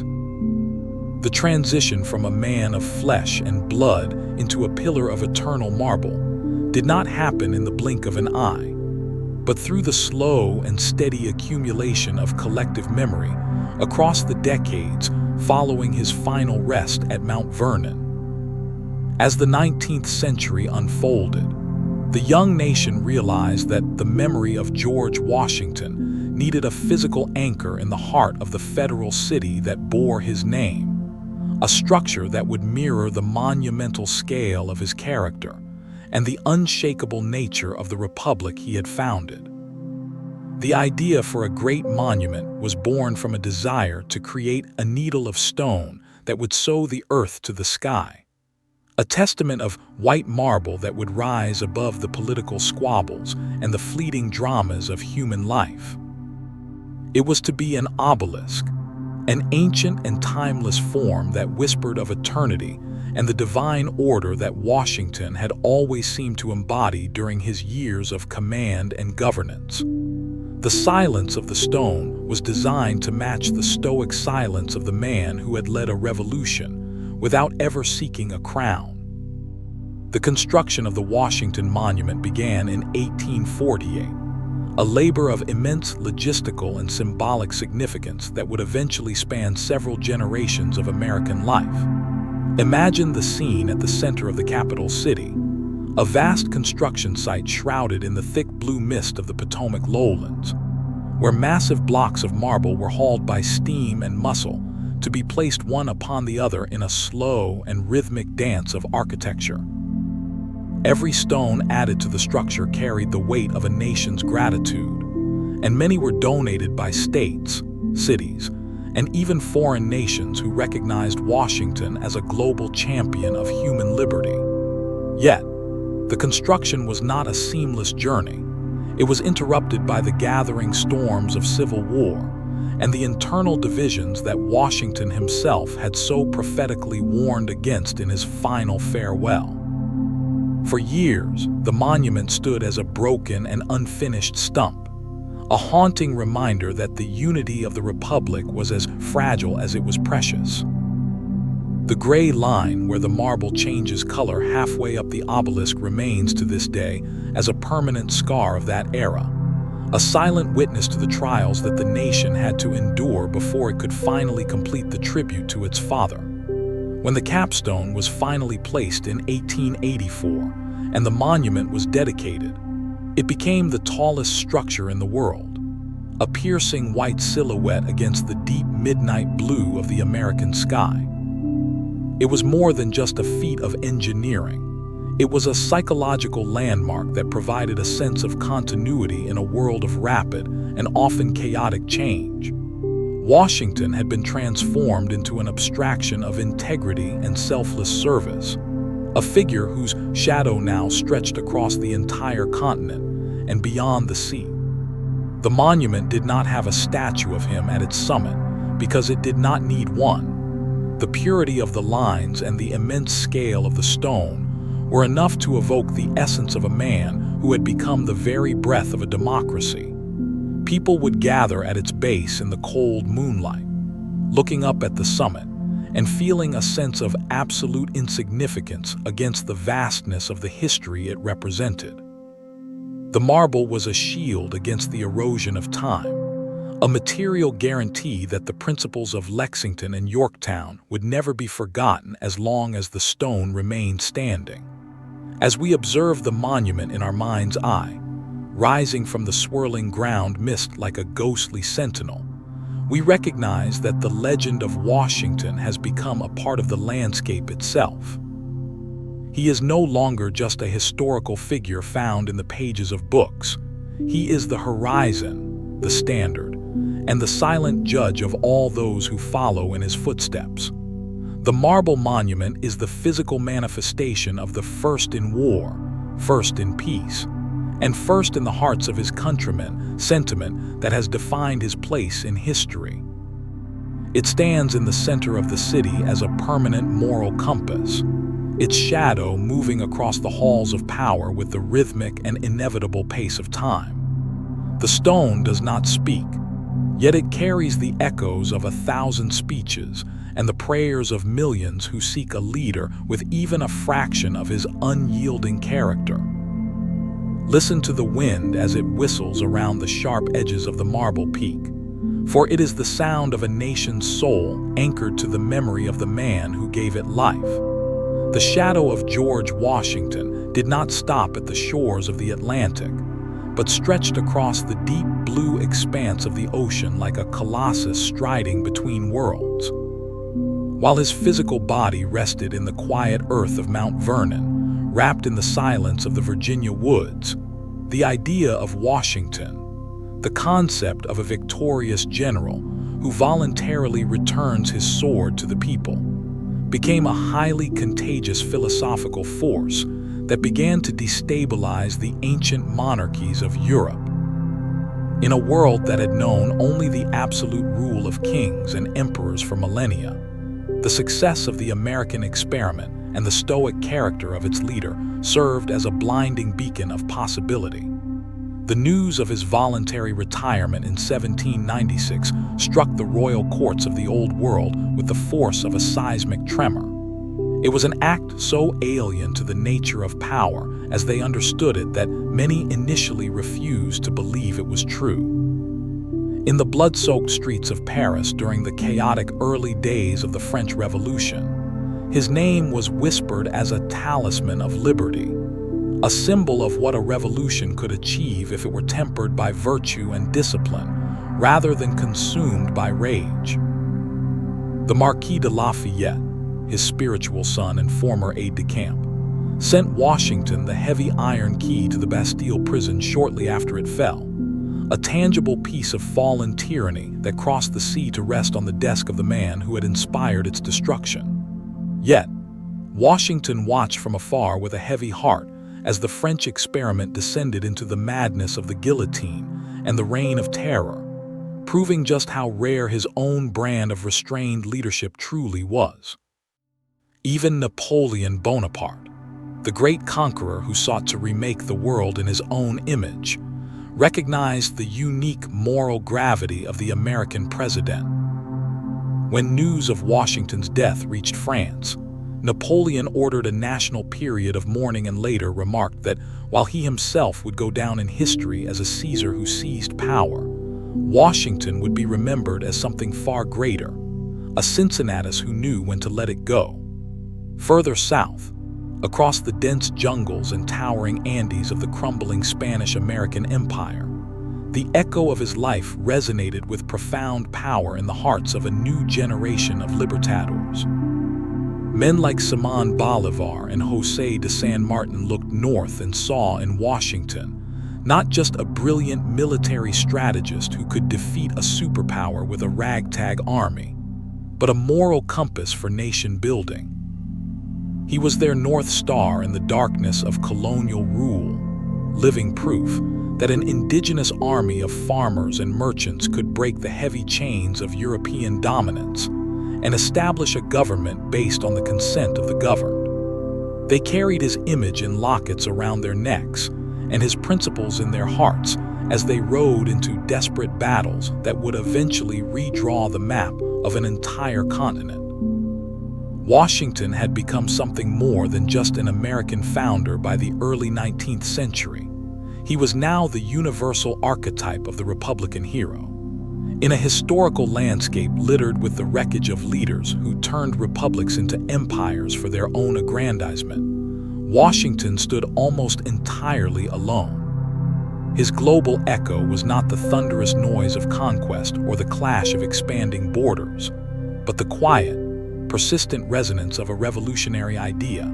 That power ultimately belongs to the people, and that the greatest leaders are those who serve with immense strength only to make themselves obsolete.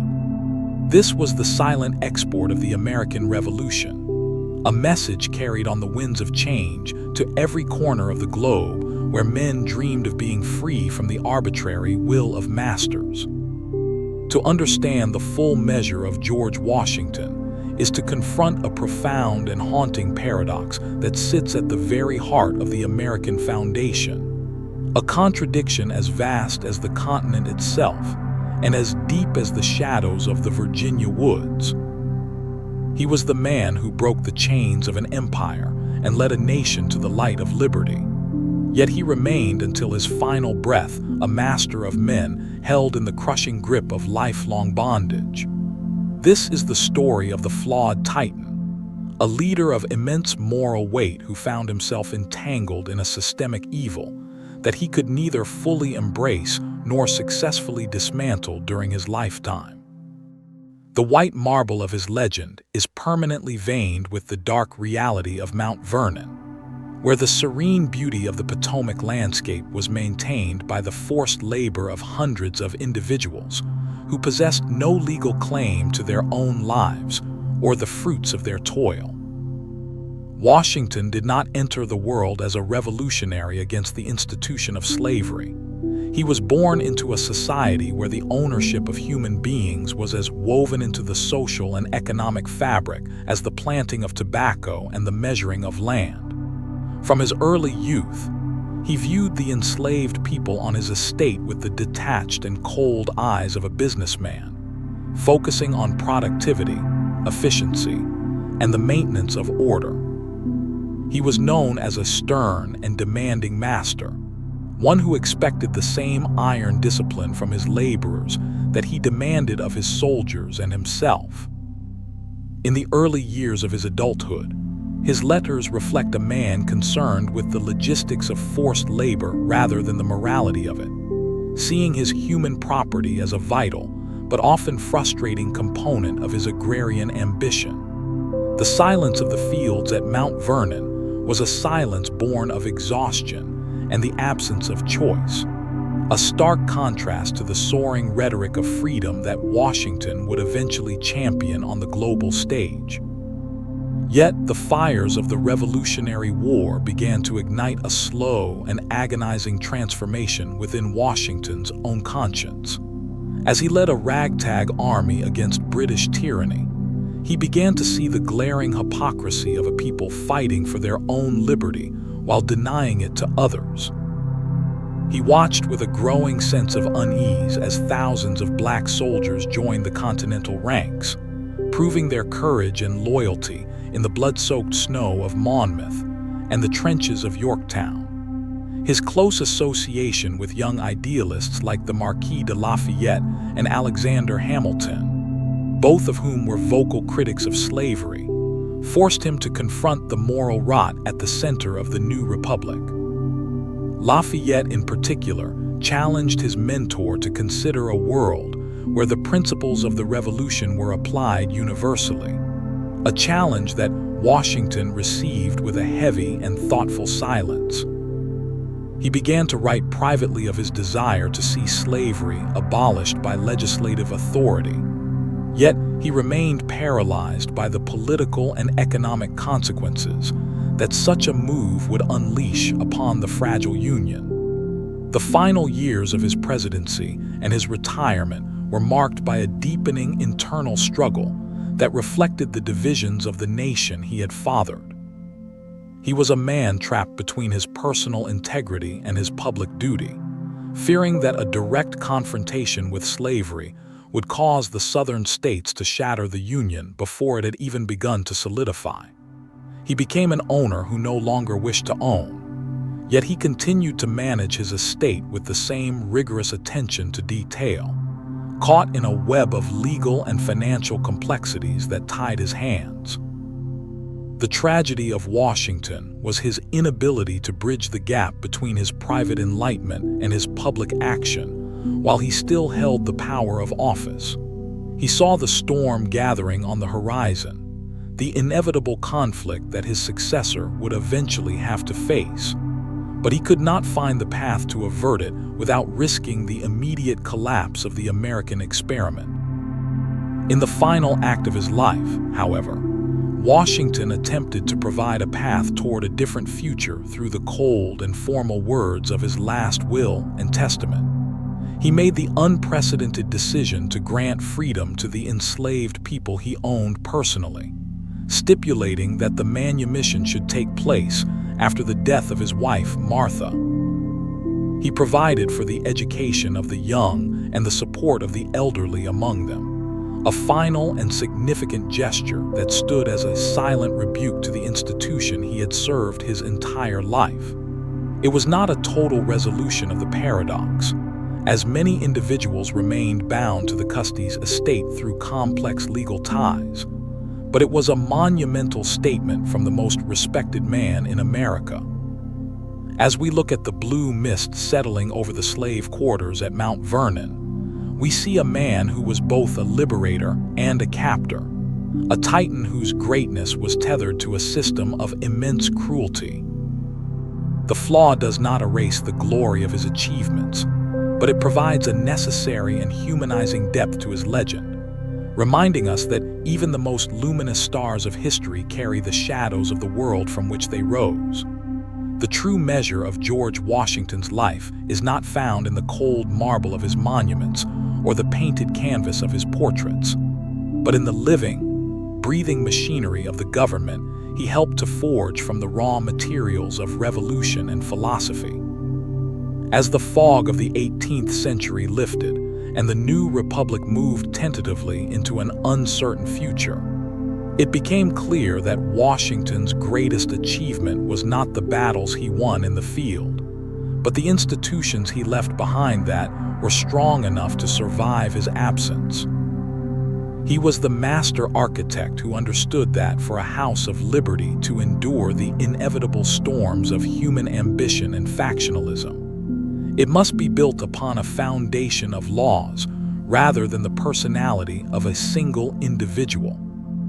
The Constitution, which had been mere words on parchment when he took the oath of office in New York, had been transformed through his careful and deliberate stewardship into a functioning reality, a framework that allowed a diverse and fractured people to govern themselves without descending into the chaos that had consumed so many previous attempts at democracy.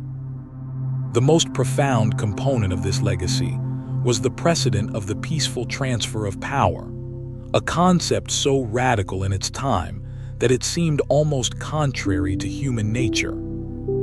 In a world where power was traditionally wrested from the hands of rulers only through death or violent coup, Washington's voluntary exit from the stage was a transformative act that sanctified the authority of the people over their elected leaders.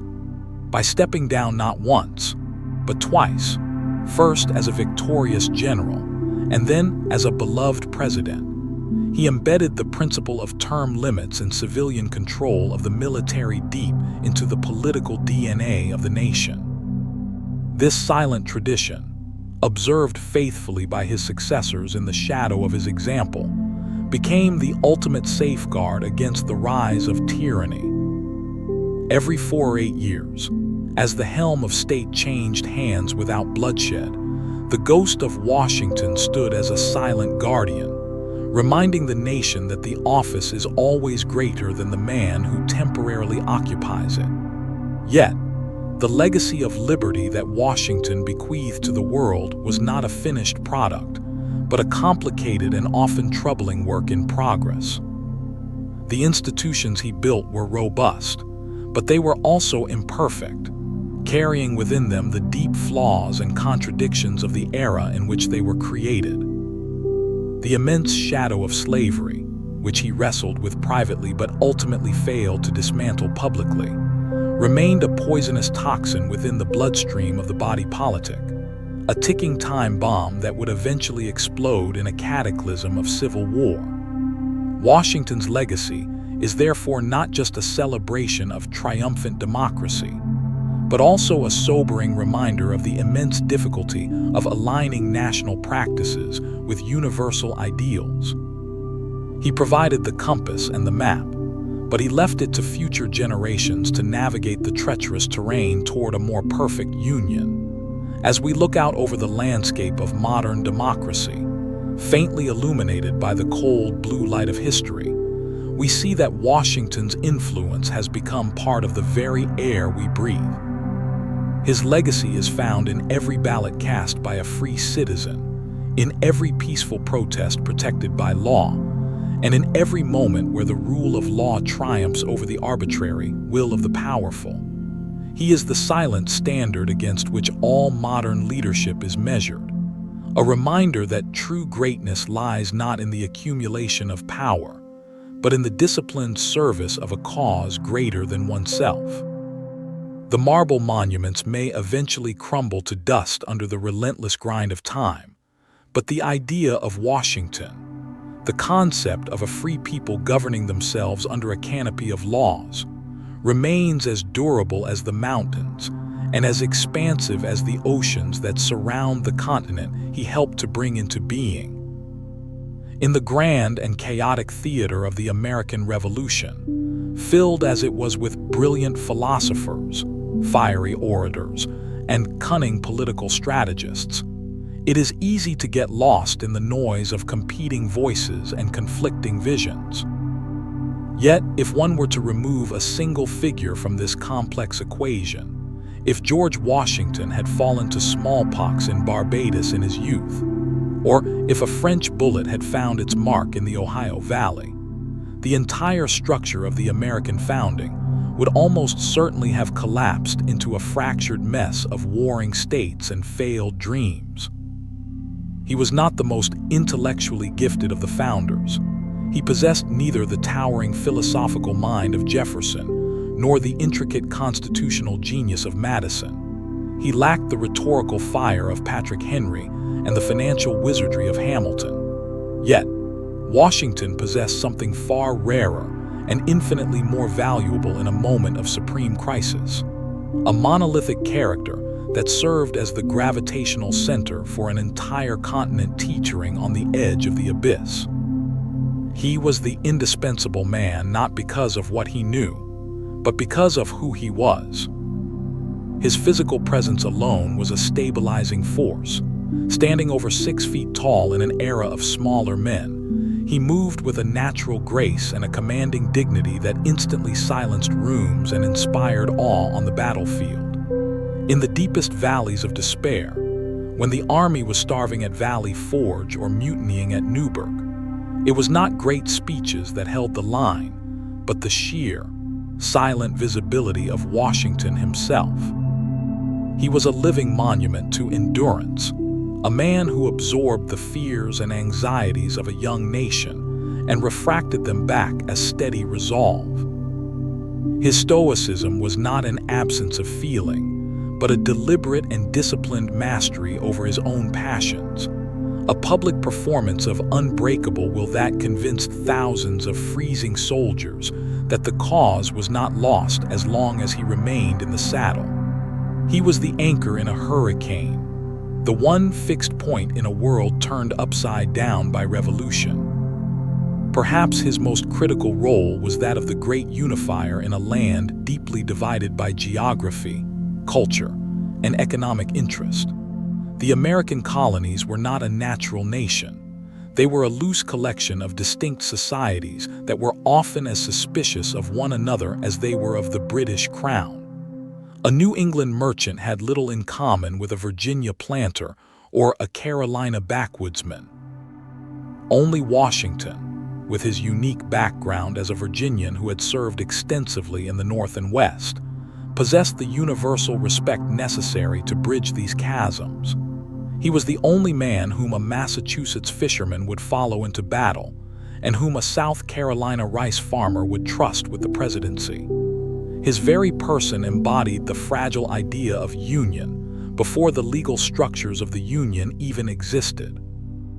He constantly placed the national interest above regional loyalties, navigating the treacherous shoals of sectional politics with a patience and foresight that prevented the fragile Confederation from shattering into rival fiefdoms.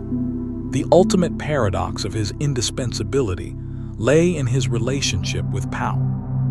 In a revolutionary age characterized by the violent seizure of authority, Washington became the most powerful man on the continent precisely because everyone knew he did not desire power for its own sake. His ambition was immense, but it was tethered to a rigid code of honor and a deep desire for reputation rather than dictatorship. The people trusted him with the sword because they knew he would return it. They trusted him with the presidency because they knew he would step down. If any other revolutionary leader, an arrogant Gates, a brilliant but unstable Arnold, or even an ambitious Hamilton, had stood in his place, the American experiment would likely have ended in a military junta or a monarchy. Washington was the keystone in the arch of the Republic.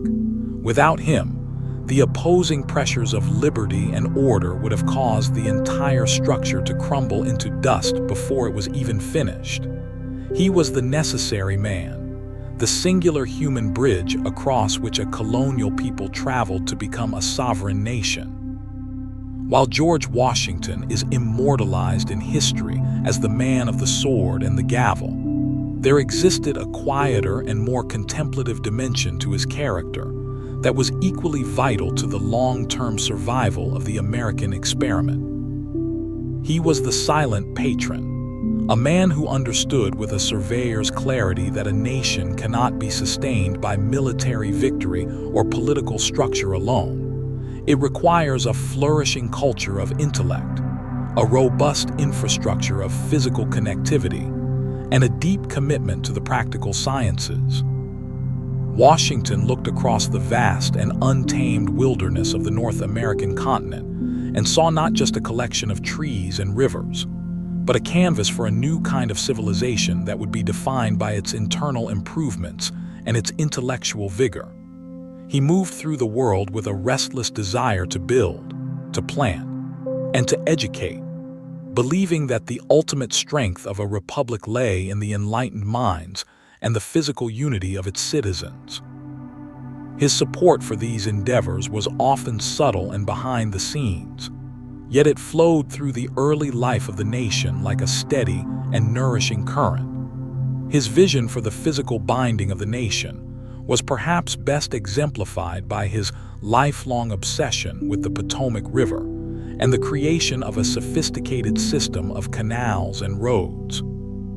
Even before the Revolution, Washington had recognized that the survival of the Union depended on connecting the Atlantic coast to the rising power of the western frontier beyond the Appalachian Mountains. He was the driving force behind the Potomac Company, an ambitious engineering project designed to make the river navigable far into the interior, effectively sewing the diverse regions of the country together through the threads of commerce and communication. He spent countless hours surveying the rugged terrain and analyzing the flow of water, seeing in these early canals the skeletal structure of a unified American economy. He understood that if the people of the West were isolated from the East, Their loyalties would eventually drift away like loose leaves on a current. This was not merely a matter of business for him. It was a matter of national survival, a way of ensuring that the vastness of the continent would become an asset rather than a cause for fragmentation. In the realm of the mind, Washington was an equally determined advocate for the advancement of education and the useful arts and sciences mentioned in the Constitution. Despite his own lack of a formal university education, he possessed a profound respect for the transformative power of learning and the necessity of an informed electorate for the survival of a democracy. He dreamed of a national university in the heart of the federal city, a place where young men from every corner of the states could gather to learn together, shedding their regional prejudices and forming a common American identity. He saw education as the primary tool for domesticating the wilder impulses of human nature and for preparing the next generation of leaders to handle the immense responsibility of self-government. In his final will and testament, he left a significant portion of his holdings to support the creation of such an institution, a final and silent gesture toward a future where the power of the mind would be as formidable as the power of the military had been during his youth. Washington's patronage also extended into the quiet fields of Mount Vernon, where he acted as a pioneer of agricultural science and innovation. He was not a traditional farmer who simply followed the methods of his ancestors. He was a restless experimenter who corresponded with the leading agricultural minds of Europe and sought to revolutionize the way Americans treated their land. He practiced complex crop rotation, experimented with new fertilizers, and was instrumental in introducing the first mules to American agriculture, recognizing their superior strength and endurance for the labor of a growing nation. He saw his farm as a laboratory for the Republic, a place where he could demonstrate the virtues of scientific inquiry and sustainable management. He believed that the independence of the nation was rooted in the productivity of its soil and the ingenuity of its farmers. As we watch the blue shadows lengthen over the neat rows of his gardens at Mount Vernon, we see a man who was sowing the seeds of progress in every sense of the word. He was the architect of a nation's mind and body, a silent patron whose vision for a connected and enlightened people remains the enduring foundation of the American identity. The transformation of George Washington from a living, breathing man of complex emotions into the immutable face of the nation began even before his final breath was drawn at Mount Vernon, but it accelerated with ferocious speed in the silent vacuum left by his departure. He ceased to be merely a historical figure and became instead a ubiquitous visual cipher, a standardized image of Republican authority that was stamped onto the collective consciousness of the American people with the repetitive force of an industrial press. The journey began in the studios of portrait artists like Gilbert Stuart, who captured the aging president not as he truly was, with the ravages of war and time etched into his features, and the discomfort of ill-fitting dentures twisting his jaw, but as an idealized mask of stoic power. These portraits, particularly the unfinished Athenaeum version, stripped away the vulnerable humanity of the man and replaced it with an aura of untouchable gravity. His inscrutable gaze, fixed permanently on a distant horizon, became the standard against which all future presidential imagery would be measured. He was no longer a person. He had become an icon of stability in a world desperate for permanent things. This standardized visage was soon disseminated deeper into the bloodstream of the nation's daily life through the medium of currency. When his likeness was eventually placed upon the $1 bill, Washington became the most recognized human face on the face of the earth, a silent participant in countless billions of transactions across centuries and continents. He became a pocket-sized idol of commerce and trust, his stern expression serving as a subconscious guarantee of the nation's credit and the legitimacy of its government. Every time a citizen reached into their wallet to pay for a loaf of bread or a newspaper, they were engaging in a subtle, tactile communion with the Founding Father. The green ink of his image became as integral to the American identity as the flag itself. He was converted into a symbol of value itself, a visual anchor that tied the abstract concepts of economics to the concrete bedrock of revolutionary history. In this form, he was no longer distant or aristocratic. He was aggressively democratic, present in the hands of the wealthiest banker and the poorest laborer alike. The ultimate apotheosis of his image, however, was not printed on paper but carved into the living geology of the North American continent. On the granite face of Mount Rushmore in the Black Hills of South Dakota, the image of Washington was monumentalized on a scale that rivaled the pharaohs of ancient Egypt. Rising hundreds of feet above the pine forests, his 60-foot-tall visage stares out across the landscape with an expression of eternal and unwavering resolve. The mountain itself was reshaped to accommodate his legend, a brutal and magnificent act of sculpture that embedded the memory of the first president into the very stones of the earth. Here, under the vast blue canopy of the western sky, Washington became a geological fact, a permanent feature of the American environment that would endure long after the cities he founded had crumbled to dust. The wind and the rain now sculpt his features, slowly evolving the stone face just as history slowly evolves his reputation. As we gaze upon the countless iterations of his image, from the marble busts in quiet museum halls to the colossal stone face on the mountain and the crumpled bills in our pockets, we see the creation of a secular deity.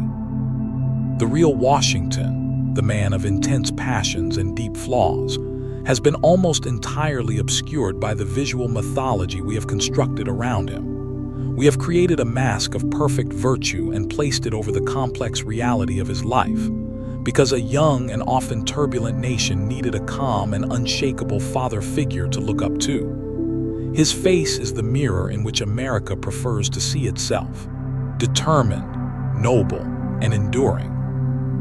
He is the silent observer of the nation's progress, the visual constant in an ever-changing world, a reminder that the Republic was built by giants whose shadows still define the boundaries of our imagination. The historian's task when approaching the immense and complicated life of George Washington is akin to a traveler attempting to map a vast mountain range through a dense and eternal blue fog that refuses to lift.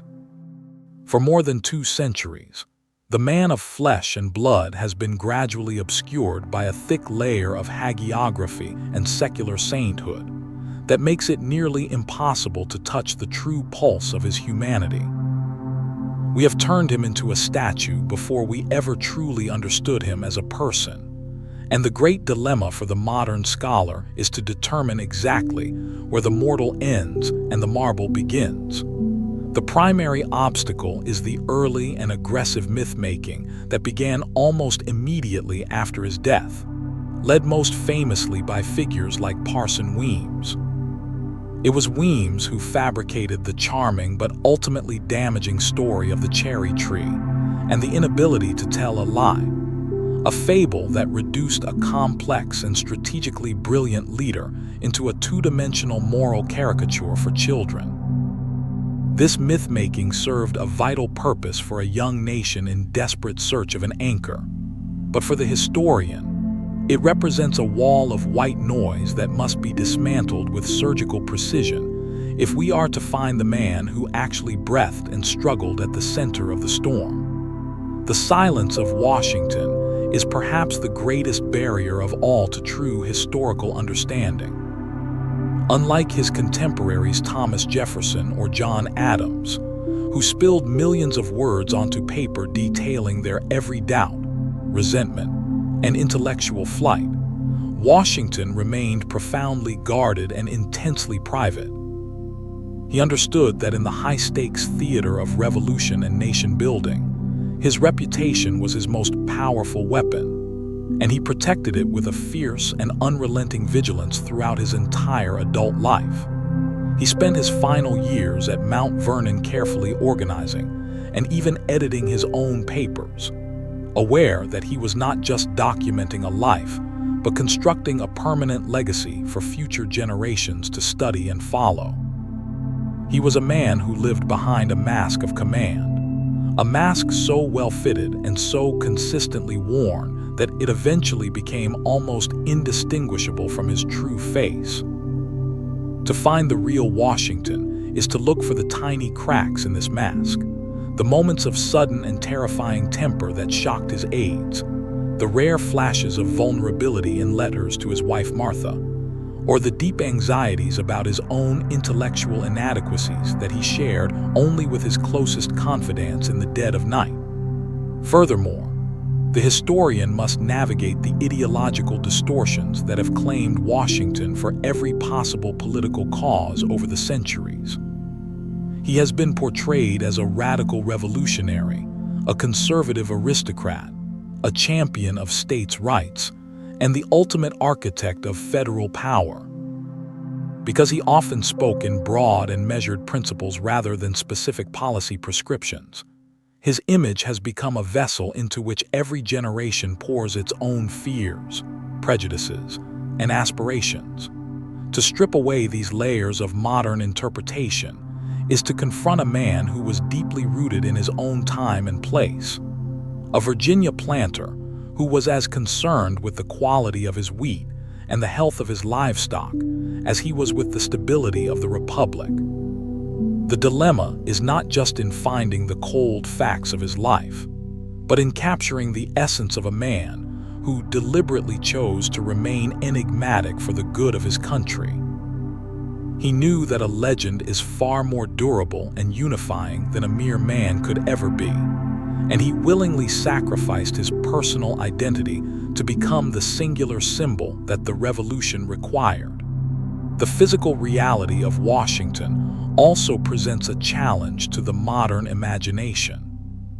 We often forget the constant physical pain he endured, the rotting teeth, the frequent bouts of malaria and dysentery, and the immense exhaustion of a man who spent more than 8 years in the saddle during the war without a single day of leave. His stoicism was not a lack of feeling, but a victory of the will over a body that was often failing him. When we look at the portraits and the busts, we see a man of iron, but the historian sees a man of immense fragility who held himself together through sheer force of character.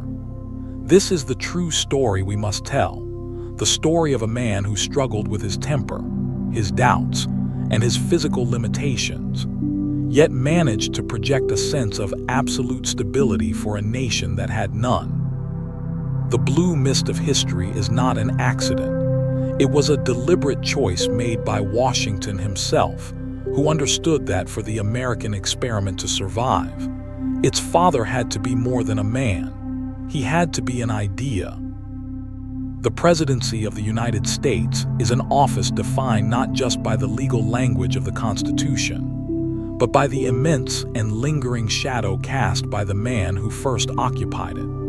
For more than 2 centuries, every individual who has walked the corridors of power in the federal city has existed in a state of perpetual conversation with the ghost of George Washington.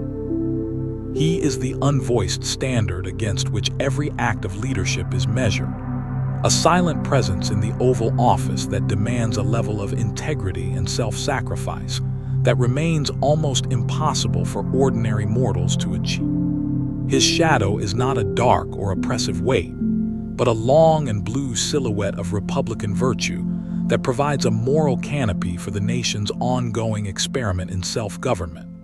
When modern leaders face moments of existential crisis, when the fabric of the Union is strained by internal factionalism or external threat, they almost instinctively look back toward the 18th century, seeking the steady hand and the stoic resolve of the man who refused to be a king.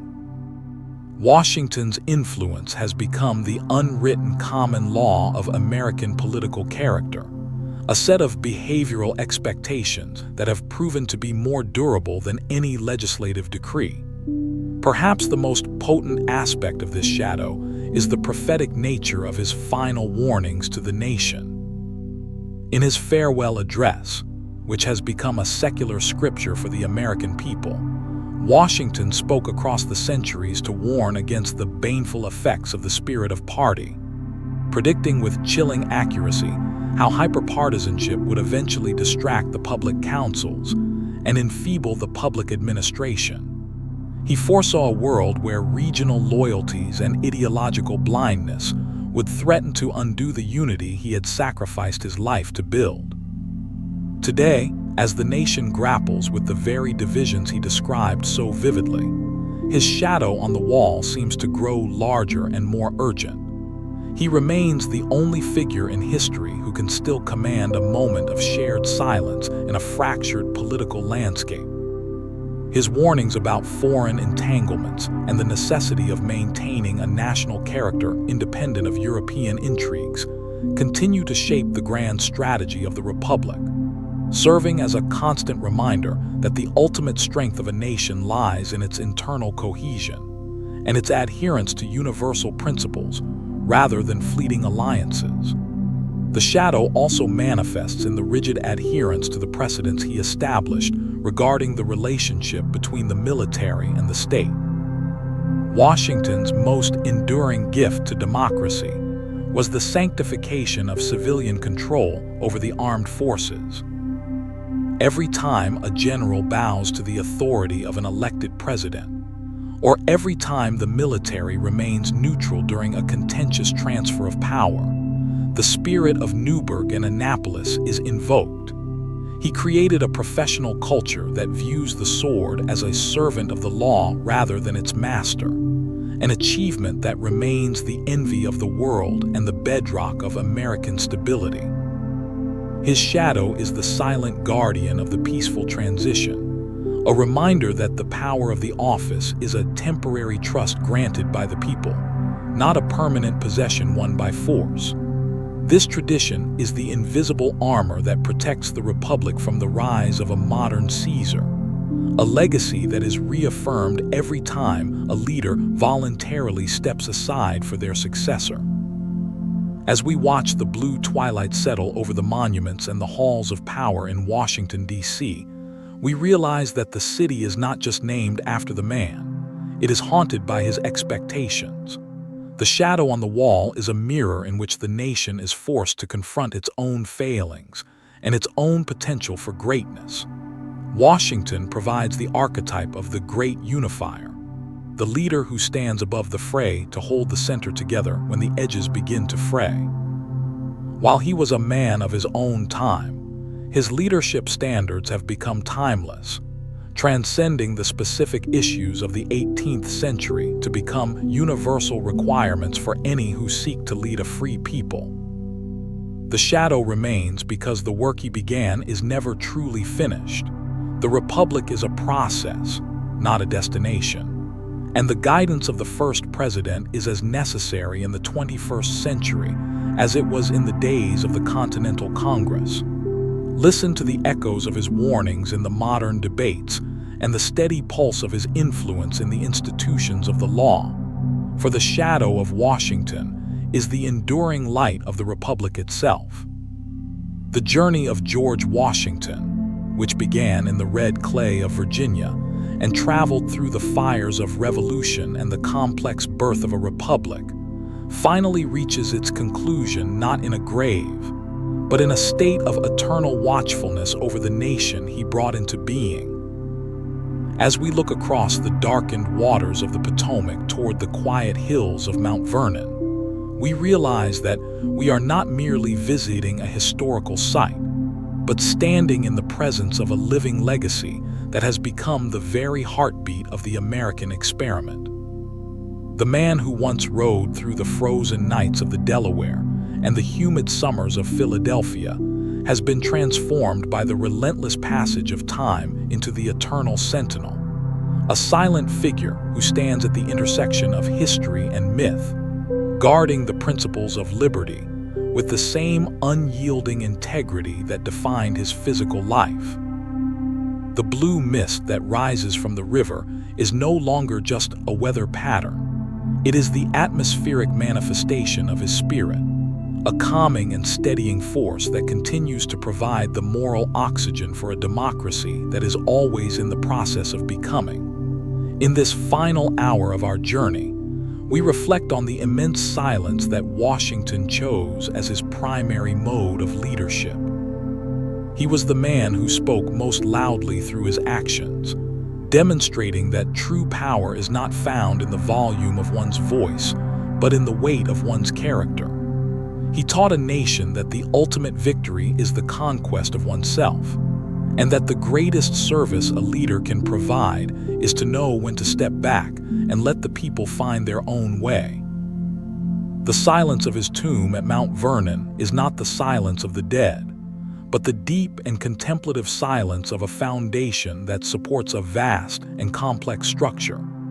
Every citizen who walks the streets of the cities named after him, or gazes at the monuments built in his image, is participating in a shared history that he authorized with his own sacrifices. He is the architect of our political common sense, the author of the unwritten rules that keep a free people from descending into the chaos of their own passions. The centuries have moved past him like the steady flow of the river, yet Washington remains fixed in the center of the American sky, a North Star for every leader who seeks a path through the darkness of crisis and division. He has seen the Union he fathered endure the cataclysm of civil war, the transformation of industry, and the rise of a global empire that he could never have imagined during his days in the colonial wilderness. Through it all, his standards of Republican virtue have remained the immovable benchmark of national character. He is the silent judge of the present and the prophetic guide for the future, a reminder that the health of the Republic depends entirely on the integrity of those who serve it. His life was a masterclass in the art of building something that would outlast the builder, a testament to the fact that a man of discipline can indeed change the course of human history without ever seeking a crown. As the first light of a new dawn begins to touch the white pillars of his home, we see the silhouette of the Sentinel standing tall against the horizon of the future. He is no longer just the general or the president. He is the embodiment of the idea that a free people are capable of governing themselves under a canopy of laws and reason. The story of Washington does not end with a final chapter. It continues in every act of civic courage, in every peaceful transfer of power, and in every heart that beats with the desire for liberty. He has earned his rest beneath the ancient oaks, yet his eyes remain open in the memory of the nation, watching over the fragile experiment that he planted in the soil of the New World. Listen to the rustle of the wind through the Virginia woods and the rhythmic lapping of the Potomac against the shore, for they are the whispers of eternity confirming that as long as the spirit of liberty survives, George Washington will remain the Ebedi Sentinel, the silent guardian of the Republic, and the first in the hearts of his countrymen for all time. Our journey through his life concludes here, in the quiet dignity of a peace that he bought for us, all with a lifetime of selfless devotion.